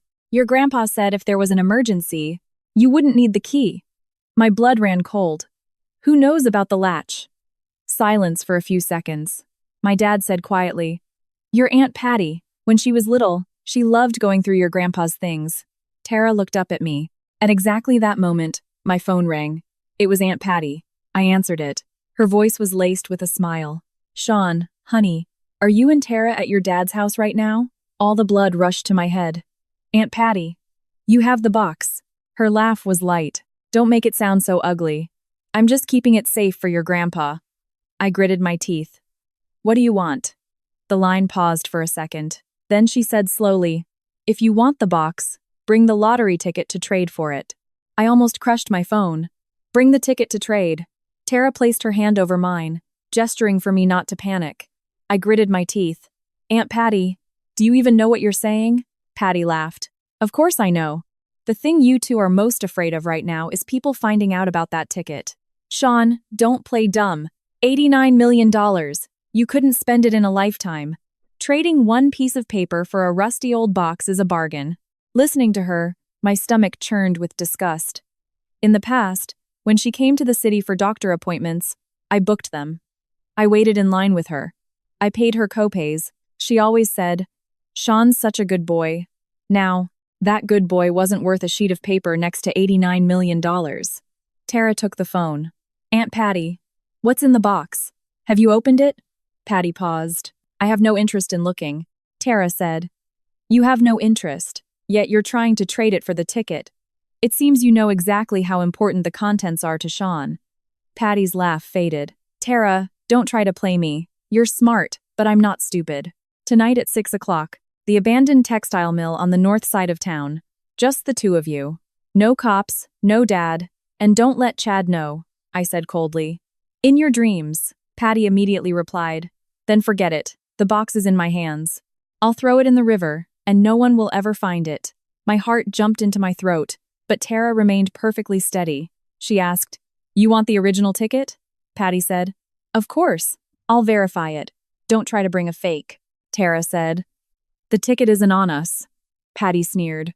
"Did you think I'd believe it's in a safe deposit box?" I snapped my head toward Tara. Tara's eyes finally narrowed. On the other end, Patty sounded very satisfied with our silence. "Don't ask how I know, Sean. You have more than one person watching that ticket. I was just faster than them. 6 o'clock at the mill. 1 minute late, and I smashed the box." The call ended. The room was filled with a dial tone. My back was drenched in cold sweat. How did she know about the safe deposit box? Tara didn't answer immediately. She walked to the window and looked out. The dirt road outside was empty, but she still pulled the curtains shut. "Not many people know about the box," Tara said. "Me, you, the bank teller, and one other person." My chest tightened. "Who?" Tara looked at me. "The day I rented the box, there was a woman in line behind me. She was wearing a mask, but I noticed a mole on her earlobe. I didn't think much of it then, but thinking back, she looked exactly like your Aunt Patty." My mind was a chaotic mess. Patty had been following us since then. That meant the rumors weren't just known to Chad and Monica. Every relative might be reaching out from the shadows. My dad called back, his voice shaking. "Sean, your aunt really took the box." I said, "She wants me to trade the ticket for it." Dead silence. After a long while, my dad cursed. "She's out of her mind," Tara asked my dad. "Why does Patty know so much about the box?" My dad sighed.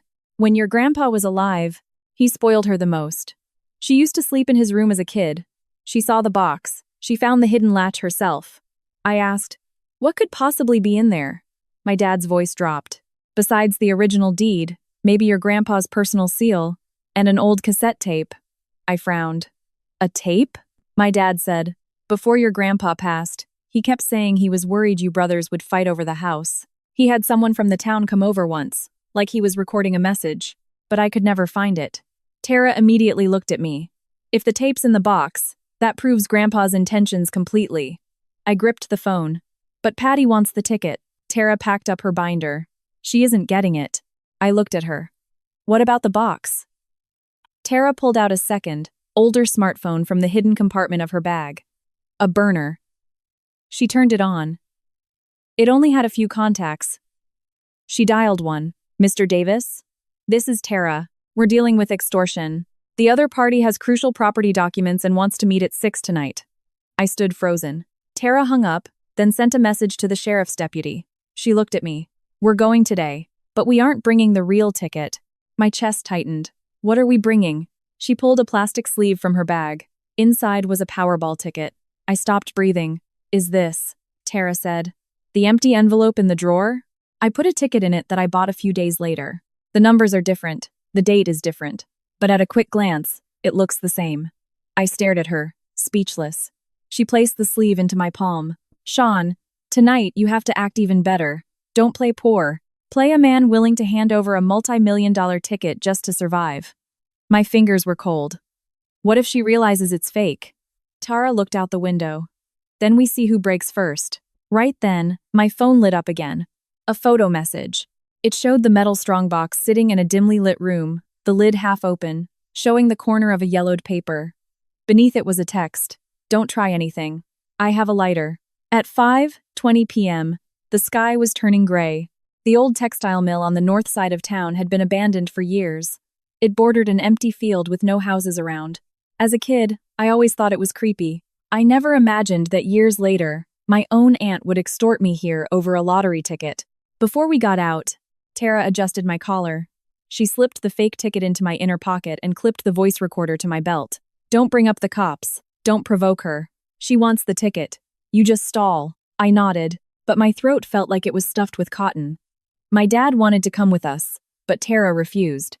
"Dad, stay at the records office. Watch the people you can watch. Chad and Monica can't leave. Mom can't leave." This time my dad didn't hesitate. He nodded heavily. "I'll listen to you." Helen heard this and suddenly looked up at me, her eyes swollen. "Sean, your aunt is greedy. Don't try to be a hero by yourself." I looked at her without replying. In the past, if she said that, I'd think she was worried about me. But now, I couldn't tell if she was worried about me or the money she could no longer touch. Tara opened the car door. Let's go. We drove north. The road got narrower, trees thrashing in the wind. I checked the rearview mirror multiple times. Tara said, "Don't look back so much," I said. "I'm afraid there's a car behind us," she said. "There is." My hand jerked. "Which one?" "Far back. That minivan isn't Patty's. It's Mr. Davis's guys." I exhaled a long breath, but before I could relax, she added, "There's also a motorcycle." Not sure about that one. My back tensed up again. We arrived at the mill. The rusted iron gates were half open. A red scooter was parked outside. Patty's. Tara and I got out. The wind carried the smell of mildew and old machine oil. Patty's voice echoed from inside. "Come in." I clenched my fists and walked in. The mill was filled with rusted barrels and rotting pallets. The roof had caved in several places, letting the setting sun slice through the darkness. Patty stood in the very back. She wore a blue coat, her hair messy from the wind. At her feet was the metal strongbox, covered in dust, with drag marks on the side. I instantly recognized it as the box from under Grandpa's bed. "Give it back." Patty tapped the box with her foot. "Where's the ticket?" I said. "Let me see what's in the box first." She laughed. "Sean, you think you're still a kid? I give you a piece of candy and you call me Auntie Patty? We play by the rules now. Ticket first." Tara stepped forward. "We can give you the ticket, but you have to sign a transfer of possession form." Patty narrowed her eyes. "You want me to leave evidence?" Tara said. "It isn't evidence. It's protection. The box is your father's heirloom. You took it from your brother's house. You need to explain that. Otherwise, when Chad goes down, you'll be dragged in too." Patty's face shifted. She was more afraid of being implicated than I thought, but she couldn't let the ticket go. She sneered. "Don't try to scare me. You think I don't know the real ticket is in a safe deposit box? The one you brought is definitely fake." My heart skipped a beat, but Tara didn't flinch. She said flatly, "If you don't believe us, then we're leaving." She grabbed my arm and turned around. Patty panicked instantly. "Stop." I stopped, but didn't look back. She gritted her teeth. "Bring the ticket out." I slowly pulled out the plastic sleeve. Patty's eyes immediately lit up. That gleam made me sick to my stomach. She rushed over, reaching for it. Tara blocked the box with her hand. Patty said, "Hand me the ticket first." Tara said. At the same time, Patty stared at her. They locked eyes for a few seconds. Finally, Patty stepped back and kicked the box forward. "Open it yourself." I crouched down and pulled out the key. My hands were shaking so badly I could barely get the key in. The lock cylinder was stiff, but it turned. The lid creaked open. Inside were several wax paper bundles and a small metal tin. I reached for it, but Tara stopped me. She put on gloves and took the items out one by one. The top bundle was paper wrapped in wax. A small burn hole was visible in the corner. Bill had said the real original had a burn hole. My eyes grew hot. The document Grandpa left me had finally returned. Patty reached for the ticket. Tara handed the sleeve to me. I gritted my teeth and set it on a wooden crate next to us. Patty lunged and grabbed it like her life depended on it. She immediately looked down at the numbers. A second later, her face changed. "This isn't the ticket." She snapped her head up. "Tara, you played me." Tara closed the small metal tin from the box. "I never said it was the real ticket," Patty shrieked. "Aren't you afraid I'll burn these?" Tara looked at her. "You have nothing left to burn." Just as she spoke, footsteps echoed outside. Mr. Davis, the lawyer, walked in through a side door with two deputies. Patty turned to run, but deputies blocked the exit. She frantically reached into her pocket. I saw her pull out a Zippo lighter. She wasn't aiming for the box. She was aiming for the wax paper in Tara's hand. My mind went blank. I lunged and threw myself over Tara, knocking the lighter to the ground. Patty's fingernails scratched my neck. The lighter sparked and died. As they pinned her down, she was still screaming, "That ticket is mine! Sean, I held you when you were a baby. You can't do this to me." I touched the scratch on my neck, feeling nothing but absurdity. Tara clutched the original deed, but her expression suddenly shifted. She opened the small metal tin. Inside was Grandpa's personal seal and a cassette tape. Under the tape was a piece of paper. It read, "If my family turns on Sean after I die, go find Arthur Penhaligon in Oakhaven." Arthur Penhaligon. Those two words made Tara frown. My dad had never mentioned that name. Bill Harding hadn't either. Mr. Davis photographed the note. Patty sat by the door, her hair disheveled, her eyes full of venom. She was still cursing. Sean, you're a piece of trash. Doing this to your own aunt for money. I looked at her. You're the one who tried to trade Grandpa's legacy for a lottery ticket. She yelled. I was just keeping it safe, Tara said coldly. Keeping it safe by bringing it to an abandoned mill to extort us. Patty shut up. As the deputies escorted her out, she suddenly turned around. You think getting the box back means you won? That ticket. More people know about it than just me. There are people much worse than me out there. Just wait. That warning made my heart sink again. I stayed silent on the drive back. Tara placed the original deed and the tape in a secure briefcase, hugging it tightly. I asked, what did Patty mean? Tara kept her eyes on the road. She wasn't bluffing. There's someone behind her. I thought of the black sedan, the text messages, the liquor store owner. Every thread seemed tangled together. I asked, could it be Vince Caldwell? Tara said. Vince is just the first layer. He knows your identity, but he doesn't have the guts to stalk us continuously. He definitely didn't have the guts to stake out the bank vault. My scalp tightened. Then who? Tara didn't answer right away. She pulled over. Mr. Davis's minivan pulled up behind us. Tara got out and spoke quietly with him for a moment. Sitting in the car, I saw Davis's expression turn grave. A few minutes later, Tara got back in. We aren't going back to the town hall yet. We're going to the next county over. I was stunned. To find Arthur Penhaligon? She nodded. Grandpa didn't leave that name for no reason. We need to find him before anyone else realizes. The next county was 40 miles away. It was pitch black by the time we got on the road. I called my dad to tell him we got the box back. I heard him let out a massive sigh of relief. But when I said the name Arthur Penhaligon, he clearly froze. Arthur. He was an old friend of your grandpa's. Used to be an accountant for the county. He moved away years ago. I only met him a few times. I asked, why would Grandpa tell me to find him? My dad's voice was hoarse. Maybe because he was there when the old property disputes happened. Tara took the phone. Dad, we got the tape. Do you have a cassette player at the house? My dad thought for a moment. There might be an old boombox in the west closet. I don't know if it works, Tara said. Don't touch anything. Wait until we get back. She hung up and accelerated. It was past 8 when we reached an older apartment complex. Arthur Penhaligon lived on the first floor of Building 3.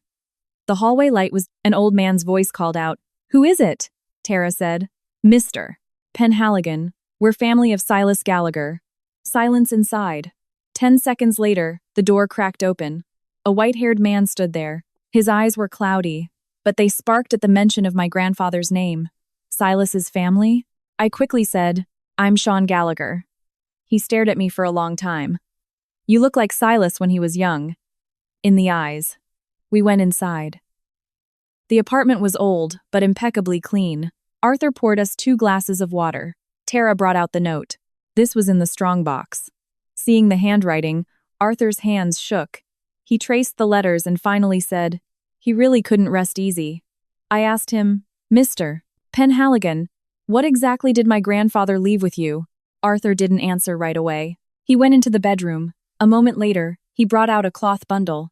Unwrapping it layer by layer, he revealed a manila envelope. Written on it was my name, Sean Gallagher. My breath caught. Arthur pushed the envelope to me. Your grandpa gave this to me years ago. He said, if Sean lives a smooth, happy life, never take this out. But if someone uses the word family to pressure him, to steal from him, then give this to him. With trembling hands, I opened it. Inside was a more detailed version of the property deed, along with several old photographs. At the very bottom was a letter. The envelope read, for Sean. Seeing Grandpa's handwriting, my eyes immediately blurred. The first line read, Sean, if you're reading this, it means your family has made things impossible for you. I had held it together for a long time, but the tears finally fell. Grandpa knew I'd end up here. He wrote, I didn't leave you the guest cottage and the pasture because it's valuable. I left it to you so you'd have a place to retreat to. He continued. Chad is arrogant. Dennis is too soft. Helen is terrified of Chad being angry at her. If one day they try to crush you under the weight of family, remember this. Blood isn't a rope meant to tie you down and make you suffer your whole life. By the time I reached that part, My hands were shaking uncontrollably. Tara gently squeezed my shoulder. Arthur sighed. Your grandpa didn't favor anyone. He was just the most worried about you. He said your heart was too soft. If someone gave you a smile, you'd hand over your only shield. I looked back down at the letter. The final paragraph read, if anyone targets you because of a sudden windfall, remember, don't trust anyone named Caldwell. I snapped my head up. Caldwell? Tara looked at Arthur. Arthur's face instantly drained of color. You've already run into the Caldwells? I said. What's the last name of the guy who owns the liquor store? Tara immediately pulled up her phone to check the Apple Pay transaction. The merchant name popped up, and my blood ran cold. Caldwell Liquor and Lotto. Arthur's hand shook so badly he almost dropped his water glass. Lord help us. The man who scammed your grandfather out of his land years ago was a Caldwell. When Arthur said the name Caldwell, the apartment lights flickered. It wasn't a power outage, just old wiring. But in that split second, a cold sweat broke out over my entire body. I asked, what exactly happened back then? Arthur sat back down, placing his hand over the manila envelope. When your grandpa was young, the Caldwells screwed him over badly. Back then, property lines were messy, and a lot of things were done on handwritten IOUs. Vernon Caldwell was a smooth talker. He called your grandpa his brother, then turned around and used cooked books to steal a piece of your family's property. I frowned. What property? Arthur nodded. That rocky pasture on the north edge of town. My heart skipped a beat. The north pasture had been abandoned for years, but the new eminent domain buyout zone was expanding exactly in that direction. Tara looked at Arthur. Whose name is that land under now? Arthur smiled bitterly.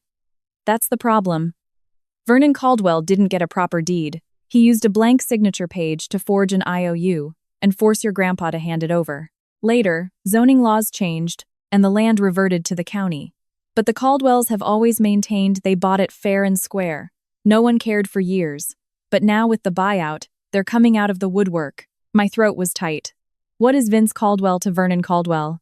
Arthur said, Vince's dad is Victor Caldwell. Victor used to run around with your brother Chad back in the day. Later, Vince opened the lotto store in town. He looks honest, but he knows exactly how to smell blood in the water. Tara showed Arthur the photo of the black sedan on her phone. Arthur, have you ever seen this car? Arthur squinted at it for a long time. Can't read the plates. But Victor Caldwell has a car just like it. He doesn't keep it registered in his own name. That family loves doing things with a layer of plausible deniability. My chest felt heavier and heavier. The lottery ticket, the old house, the north pasture, the Caldwells, all these separate threads were finally pulling into one tight knot. Tara asked, did Grandpa leave the cassette tape because of the Caldwells? Arthur didn't answer right away. He stood up and pulled an old boombox from a cabinet. It was covered in dust. He plugged it in and hit a button. Static hissed from the speakers. This one still works. We can play your tape now. Tara looked at me. I nodded. She put on gloves and inserted the old cassette. She pressed play. The room filled with harsh static for several seconds. Then, I heard Grandpa's raspy voice. This is Silas Gallagher. I'm recording this today because I'm afraid that when I'm gone, my family won't remember what I told them. Tears surged to my eyes. I hadn't heard that voice in so long. I thought I had forgotten it. Grandpa coughed twice on the tape. The guest cottage and half the back pasture go to Sean. Not because he's more important than the others. It's because the boy is soft-hearted. When push comes to shove, he always retreats. When a man is backed into a corner, he needs a place to stand. I clamped my jaw shut. Tara's hand rested gently on my shoulder. Grandpa continued, Dennis is weak. Helen favors the oldest. Chad is hot-headed and always thinks the world owes him a living. This isn't nice to hear, but I've lived a long time, and my read on people is never wrong. If they ever make things hard for Sean over this property, let this recording be the proof. The tape paused. Then Grandpa's voice dropped lower. And the Caldwells.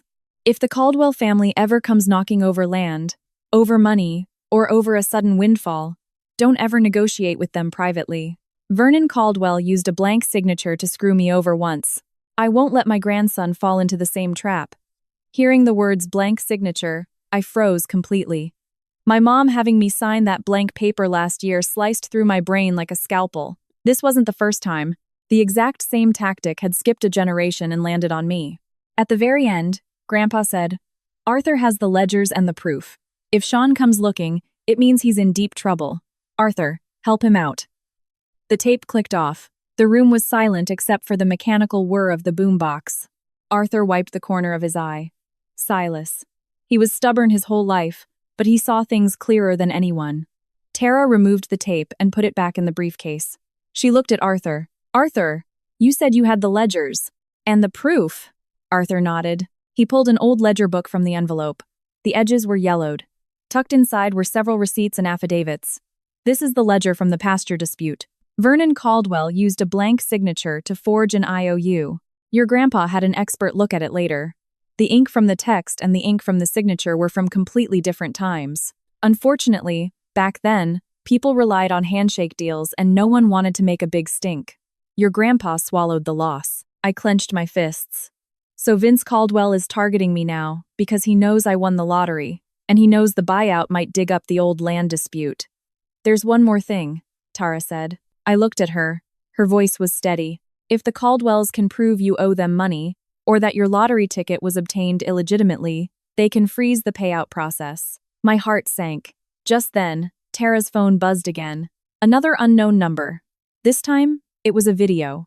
It showed security footage of me buying the ticket inside the liquor store. Vince Caldwell's voice narrated from off-camera. Sean, this ticket was printed in my store. You better come see me tomorrow. Otherwise, I'll let everyone know this ticket is in dispute. At the end of the video, the camera zoomed in on the lottery terminal. A hand reached out and pressed down on one of the freshly printed tickets. That hand was wearing a black onyx ring on the ring finger. Tara's face darkened instantly. Because that hand wasn't mine, I replayed the video 3 times. In the footage, I was standing at the counter paying with my phone. Vince looked down to operate the machine. It spit out a few tickets. One of them was pinned down by the hand with the black ring. The movement was incredibly fast.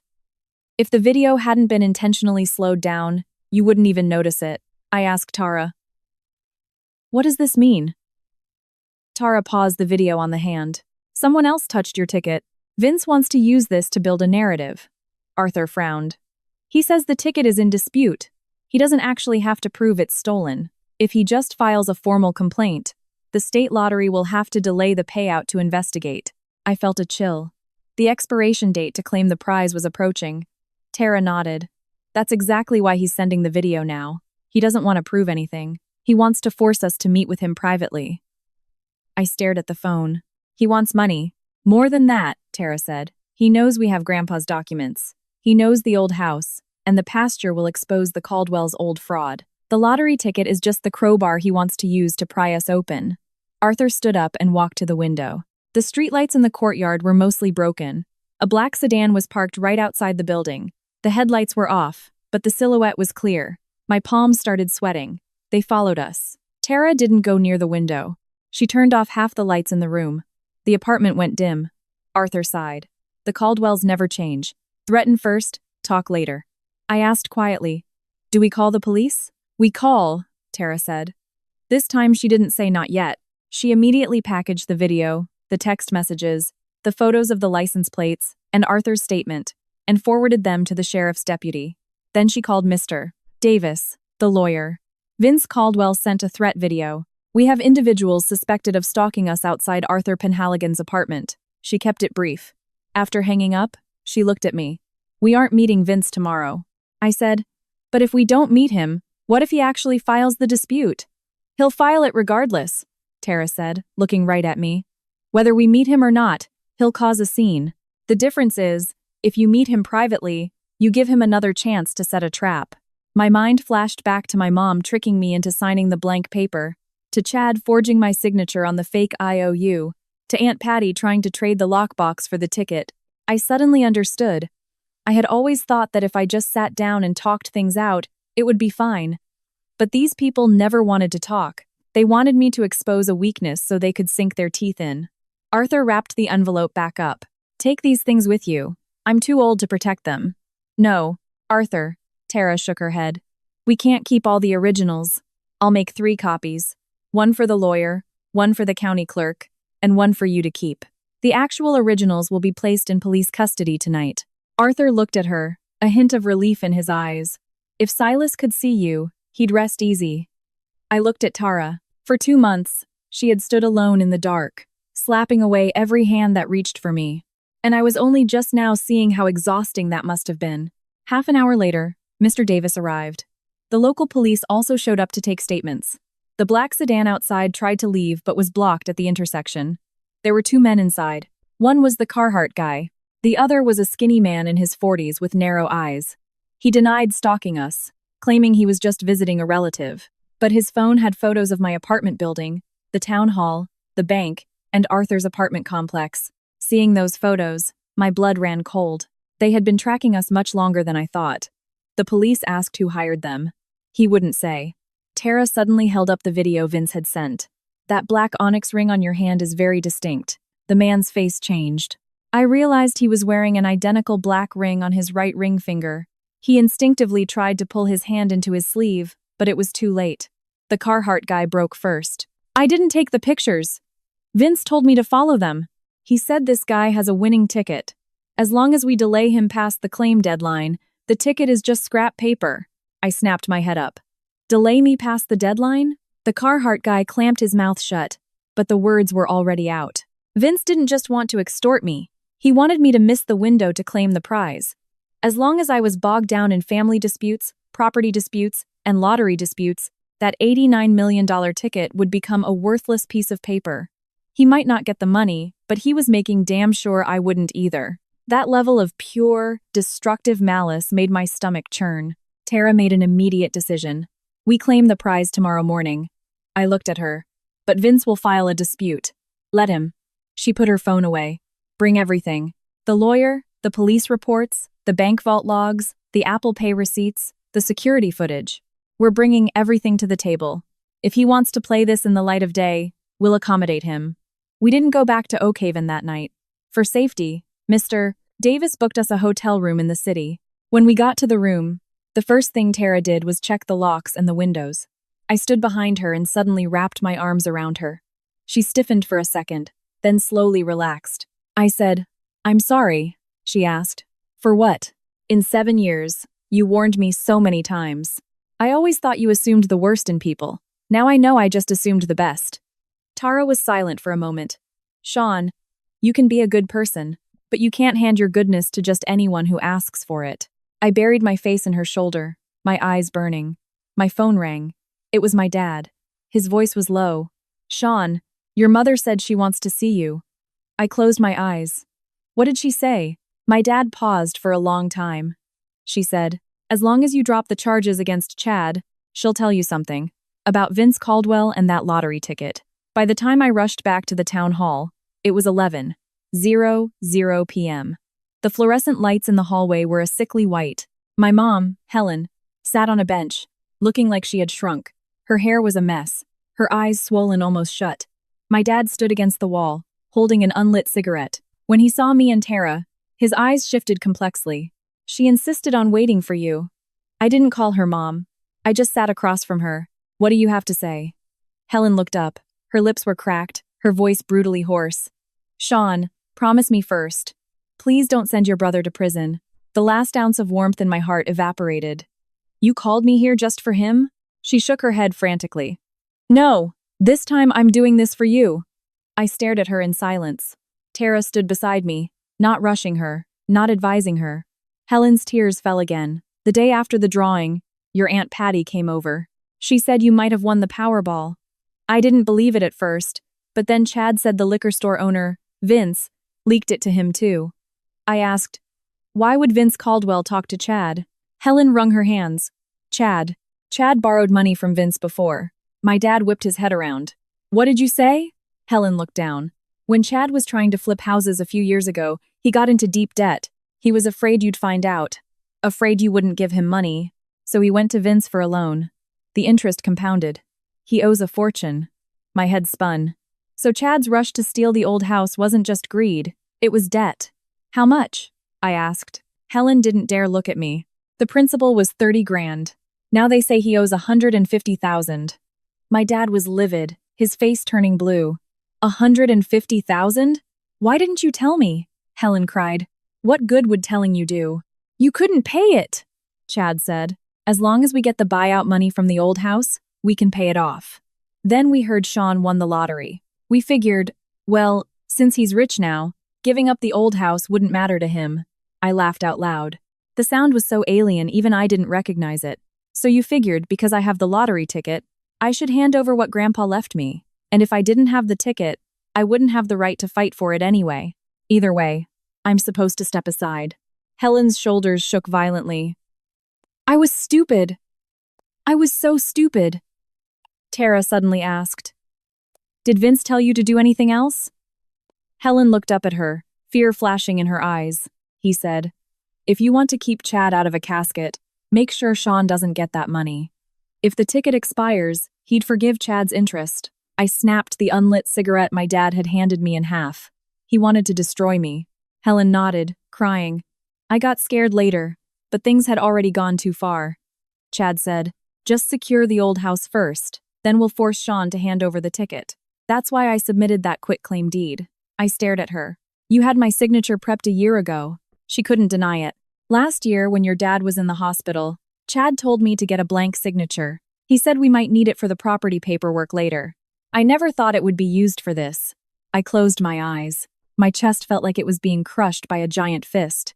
Every sentence she spoke destroyed another piece of my trust in this family's past. Tara asked, did Vince mention the state lottery headquarters? Helen hesitated, then said, yes. He said he had someone prepping paperwork to prove that the day you bought the ticket, someone else paid for it. He said that ticket doesn't belong to just you. I snapped my eyes open. Who? Helen shook her head. I don't know. I just heard him say, the guy with the black ring will testify that it was a group pool. You were just the runner. Tara's face went cold, just as expected. Vince wasn't going to argue the ticket was fake. He was going to argue ownership. If he could find someone to claim I was just buying it for a pool, even with flimsy evidence, he could drag the process into a legal swamp. And the deadline was right around the corner. I stood up. We're going first thing in the morning. Helen lunged forward and grabbed me. Sean, I told you everything. Can you please? I looked down at her. No. She froze. My voice was very soft. You told me because you were terrified, not because you felt guilty. But if I take one step back now, everything Tara has done to protect me for the last 2 months will be for nothing. Helen's grip slowly loosened. My dad suddenly spoke. Sean, I'm going with you. I looked at him. His eyes were red, but he didn't look away. I'm standing on your side this time. I didn't refuse. The next morning, before the sun was even fully up, we arrived at the bank. Tara had scheduled a safe deposit box retrieval in advance. The branch manager personally assisted us. Mr. Davis and the sheriff's deputies were present. The entire process was recorded on video. When the box was pulled out, my heartbeat was so loud it drowned out all other sound. Tara entered the code, and I turned the key. The box opened. Inside was a sealed security envelope, the tamper-evident tape completely intact. Tara put on gloves and pulled it out. She checked the seal. Once she confirmed it was flawless, she looked at me. Open it. I tore the tape. The Powerball ticket lay quietly inside, a flimsy piece of paper, but it felt like it carried the weight of all the terror and betrayal of the last 2 months. My eyes burned. It's here. Tara let out a soft exhale. Let's go. The state lottery headquarters was downtown. When we arrived, people were already waiting outside. Vince Caldwell stood at the bottom of the steps in a black leather jacket. Beside him was the man with the black ring, and another middle-aged man, holding a manila folder. Chad was actually there too. When he saw me, his eyes darted away, but he forced himself to stand tall. Vince smiled and walked toward me. Sean, you're up early. Tara stepped in front of me. Save your words for the lottery officials. Vince waved the folder in his hand. Of course. I'm just here to clarify the situation. That ticket wasn't purchased solely by Sean. He was just the runner. The people who actually picked the numbers and paid are us. I looked at him. Suddenly, I wasn't panicked at all. Because Tara was holding my hand. Because Grandpa's letter was in the briefcase. Because this time, I wasn't standing alone taking the hits. Inside, a lottery official listened to Vince's claim, his expression turning serious. Ownership disputes over major prizes require an immediate suspension of the payout pending documentation review. Vince smirked. That was exactly what he was waiting to hear. But right then, Mr. Davis slammed a stack of documents onto the desk. We're also submitting evidence simultaneously. This includes the Apple Pay transaction record from the purchase, the store's security footage, threatening text messages, stalking evidence, and fraudulent debt extortion documents, as well as sworn confessions from co-conspirators. Vince's smile froze on his face. The official was about to take the documents when hurried footsteps echoed from the lobby. A uniformed officer briskly walked in, holding a freshly printed notice. Suspend the payout. We have a formal complaint. This winning ticket is suspected of being stolen. The words suspected of being stolen drew every eye in the lobby to me. Vince's smile returned, unable to be hidden. He strolled over to the counter and slapped his folder down. Sir, I'm filing a formal complaint. That ticket wasn't bought by Sean alone. It was a group pool. He just paid the cashier. The guy with the black ring nodded eagerly. I picked the numbers, and I gave him the cash. He took the ticket and refused to honor the agreement.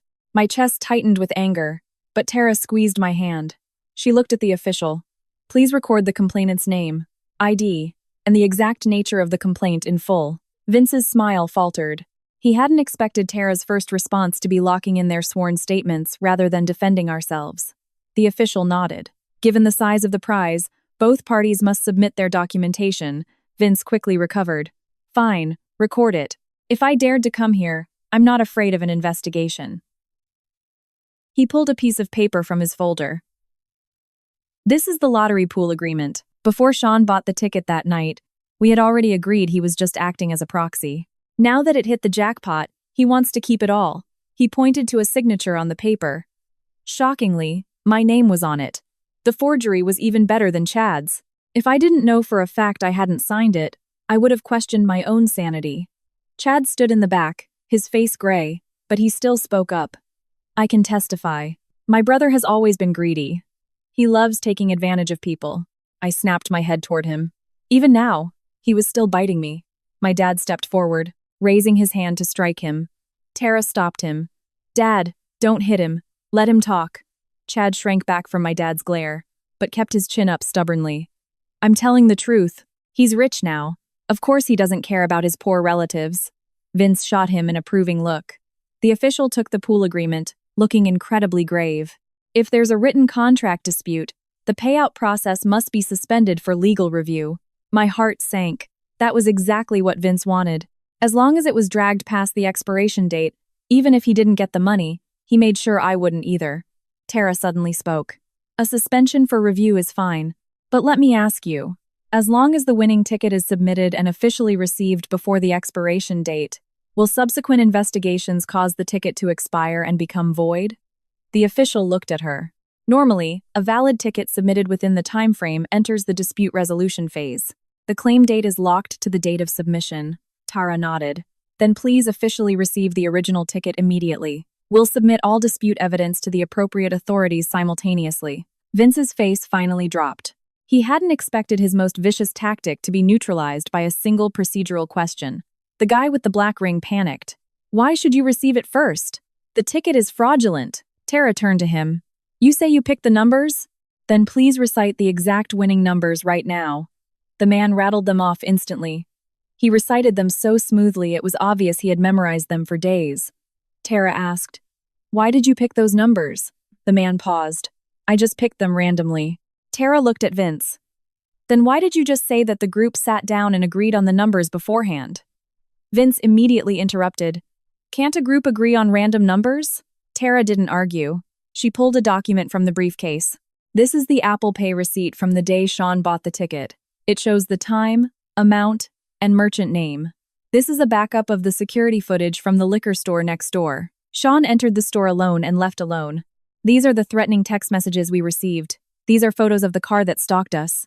And this is the police report number containing a confession from the man you hired last night, admitting he was ordered to stall us past the payout deadline. The lobby went dead silent. Vince stared at the documents, his eyelid twitching. Who are you trying to scare? Tara said flatly. I'm not trying to scare you. I'm just putting everything you've done out in the light. The official took the documents and immediately called the center director. The director moved us all into a private conference room.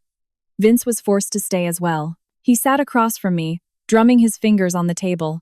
The sound grated on my nerves. He suddenly smiled. Sean, your wife is impressive. But you forgot one thing. I looked at him. What thing? Vince slid his phone across the table. On the screen was the sneakily recorded video. The angle was even closer than the one he sent before. The terminal printed the tickets, and the hand with the black ring pressed down on one of them. Then, Vince handed a different ticket to me. His voice in the video was crystal clear. "Here's this one for you. I'll keep the other one to check later." My face changed. Tara frowned. Vince leaned back in his chair, smiling maliciously. "Do you get it now? The ticket in your hand might not even be the one you bought. I can claim you later stole the winning ticket from my store. Or I can claim the ticket's ownership was disputed from the second it printed." He pulled out a stamped document. "My store has already filed an anomaly report. This jackpot ticket is stolen property." The official's face darkened. Vince stared at me, enunciating every word. "Sean, I told you, you aren't walking away with this money." Just then, the conference room door opened. The Carhartt guy from last night stood in the doorway, escorted by a police officer. When he saw Vince, the fat on his face quivered. "Vince, I'm not repeating the script you gave me." Vince's smile shattered instantly. He shot out of his chair. "What the hell are you talking about?" The guy shrank back, but still spoke. "I'm not getting involved in this anymore. Chad gave me the fake IOU. You told me to follow their car.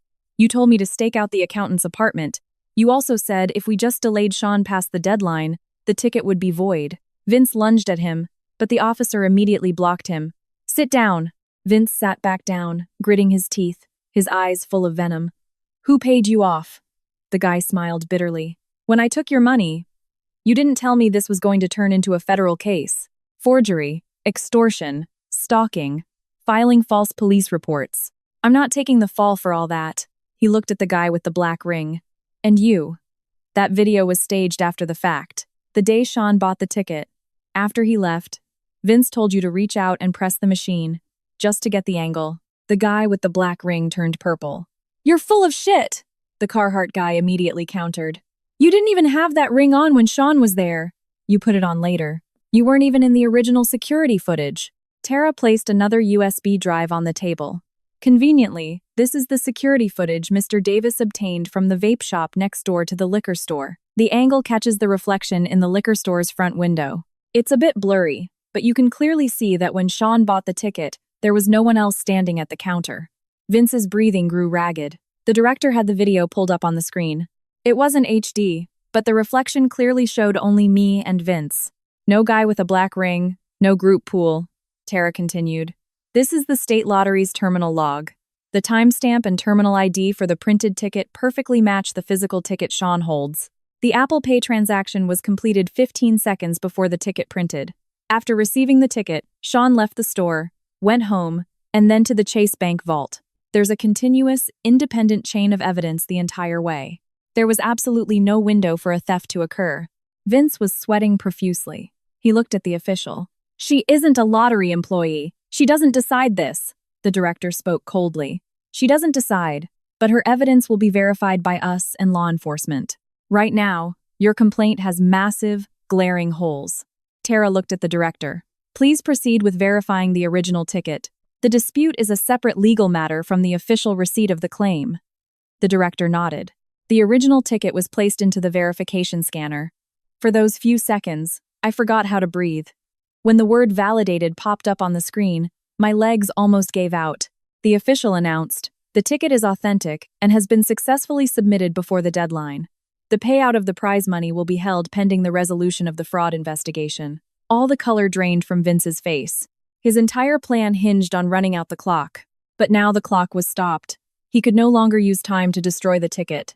Chad suddenly turned to leave. My dad grabbed his arm. "Where are you going?" Chad's eyes were red. "Where can I go? I was just here as a witness." My dad glared at him. "Are you still not going to tell the truth?" Chad's face contorted. "Tell what truth?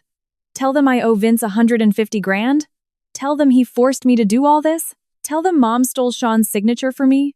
Tell them that you guys always preached about treating us equally, but neither of you actually gave a damn if I lived or died?" My dad raised his hand. This time, he didn't strike. His hand hovered in the air, trembling for a long time, before dropping to his side.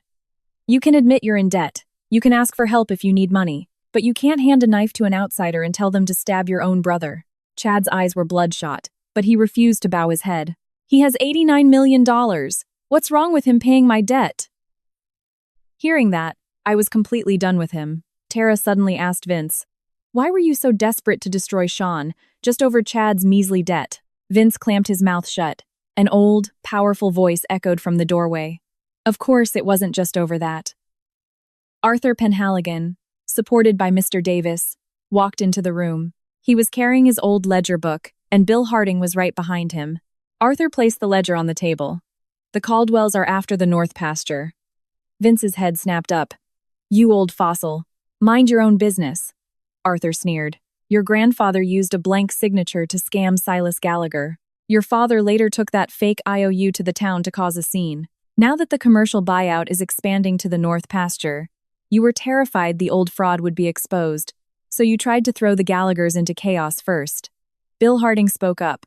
"The town has already reviewed it. The North Pasture has a historical title dispute. Silas Gallagher's original grievance documents are still on file, and Sean Gallagher is his designated beneficiary." Vince shot out of his chair. "Bullshit! That land has belonged to the Caldwells for decades." Arthur slammed a yellowed expert appraisal report onto the table. "This is the analysis of that original IOU. The ink for the text was applied years after the signature was signed. It was a blank signature filled in later. Your family has been using this exact same trick for 3 generations." As he spoke, his eyes fell on the photocopy of the quitclaim deed my mom had submitted. "Too bad someone in your own family learned the trick so fast." My dad's face went completely white. That sentence pierced through his very last shred of dignity. Just then, Vince violently erupted. He lunged across the table toward the verified ticket. Tara reacted instantly, grabbing the briefcase and stumbling backward.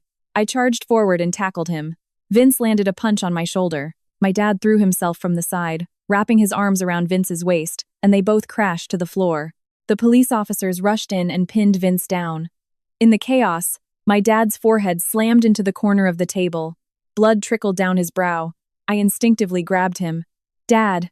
He gripped my hand, his voice shaking. "Is the ticket okay?" I froze. Since this whole nightmare began, this was the first time he asked about my well-being before asking what would happen to Chad. Tara checked the ticket and nodded at me. "It's fine." My dad looked like he had shed a massive weight, but as Vince was pinned to the floor, he suddenly started laughing hysterically. "You think this is over? My dad's already at Oak Haven Town Hall. None of you are registering the old house or the pasture today." My dad's face changed drastically. Bill pulled out his phone. The moment he connected, his face sank. "The town clerk says Victor Caldwell just barged in. He has a new document. It says Dennis Gallagher and his family voluntarily surrender all equity in the old farmhouse to pay off Chad's debt." I looked at Chad. His face went as white as a sheet of paper. When we rushed back to the town hall, the courtyard was packed. Victor Caldwell sat squarely in the middle of the office. He was in his 50s, his hair slicked back, rolling a set of beads in his hand. 2 heavy-set men stood behind him. Spread out on the desk was a debt settlement agreement. I instantly saw my dad's name, Dennis Gallagher, my mom's name, Helen Gallagher, and Chad Gallagher. The most glaring part was the last page. It had my signature and a notary stamp on it. My dad charged forward and grabbed the agreement. "When did I ever sign this?" Victor smiled slowly. "It's in black and white. The Gallagher family owes us money. The equity for the old farmhouse and the North Pasture are collateral. The buyout money is coming down. Don't think you can weasel out of it." When my mom was brought over by the police to explain, she saw the agreement and her legs gave out completely. "I didn't sign this." Victor looked at her.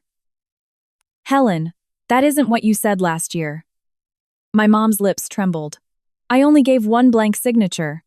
Chad said it was for paperwork." That confession sent a shockwave through the courtyard. Chad stood in the doorway, completely unable to lift his head.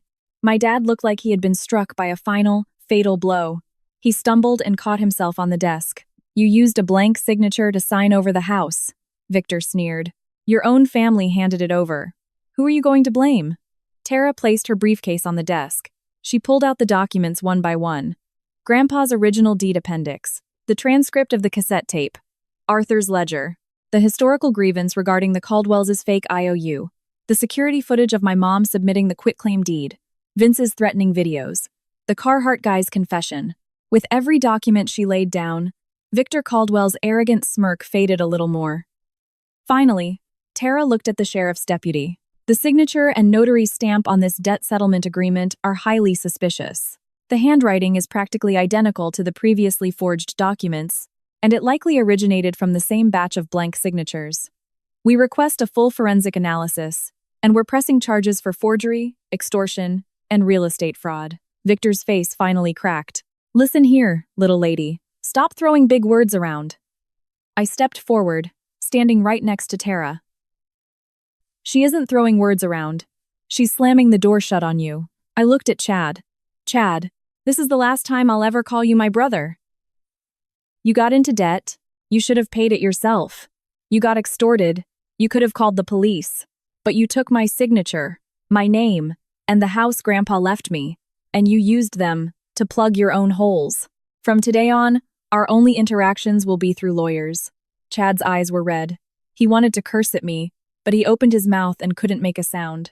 My mom suddenly fell to her knees in front of me, sobbing. Sean, Mom was wrong. Mom was just terrified your brother would be killed over his debts. I looked down at her. A long time ago, all she had to do was cry, and I'd panic and give in. But now, I didn't take a single step back. Mom, you were afraid he'd be killed. But did you ever think that you were driving me to the edge of a cliff? If Tara hadn't secured that lottery ticket and Grandpa's property was gone, I'd be on the hook for a massive fake debt. Did you leave me any way out? She cried so hard she couldn't speak. My dad walked over and helped her up, but he didn't plead for her. He looked at me, his eyes entirely bloodshot.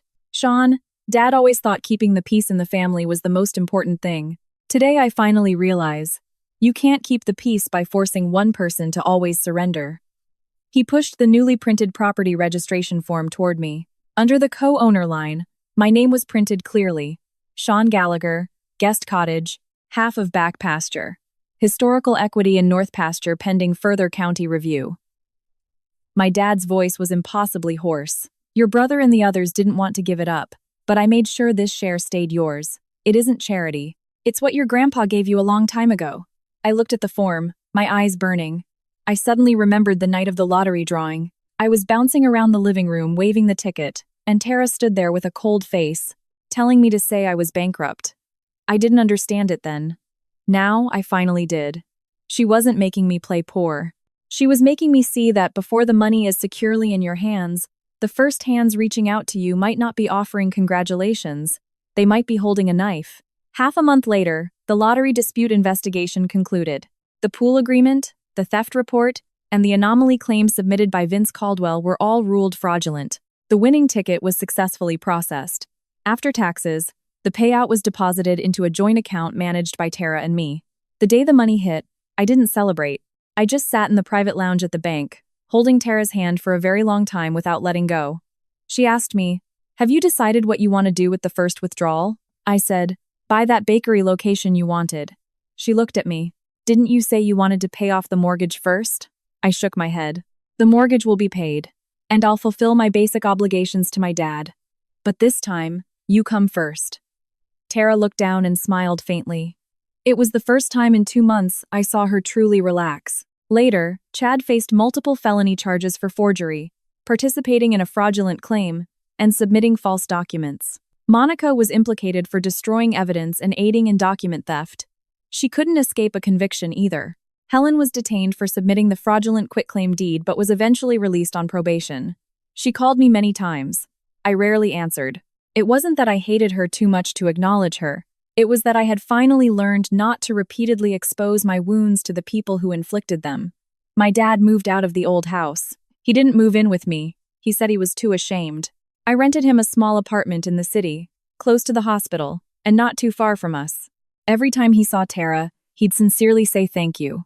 Tara would only reply, "Just don't put Sean in a difficult position ever again, and we're good." The day the Oak Haven commercial buyout officially began, I drove out to the town. The guest cottage had already been fenced off. The weeds in the back pasture had been cleared, exposing the rich, dark soil beneath. I stood in the doorway, watching the relatives who had avoided me like the plague now walking over with wide, plastic smiles. They told me how successful I was, how family never holds a grudge overnight, how we should visit each other more often now. I didn't yell, and I didn't curse. I just held Tara's hand a little tighter. Then I looked at them and said, "Talk to my lawyer." The wind blew through the broken eaves of the old farmhouse. I felt like I could hear Grandpa's voice from the cassette tape again. When a man is backed into a corner, he needs a place to stand. Now I had one. It wasn't the lottery ticket, and it wasn't the old house. It was the absolute bottom line that Tara had protected for me, and the version of myself that I would never, ever surrender again.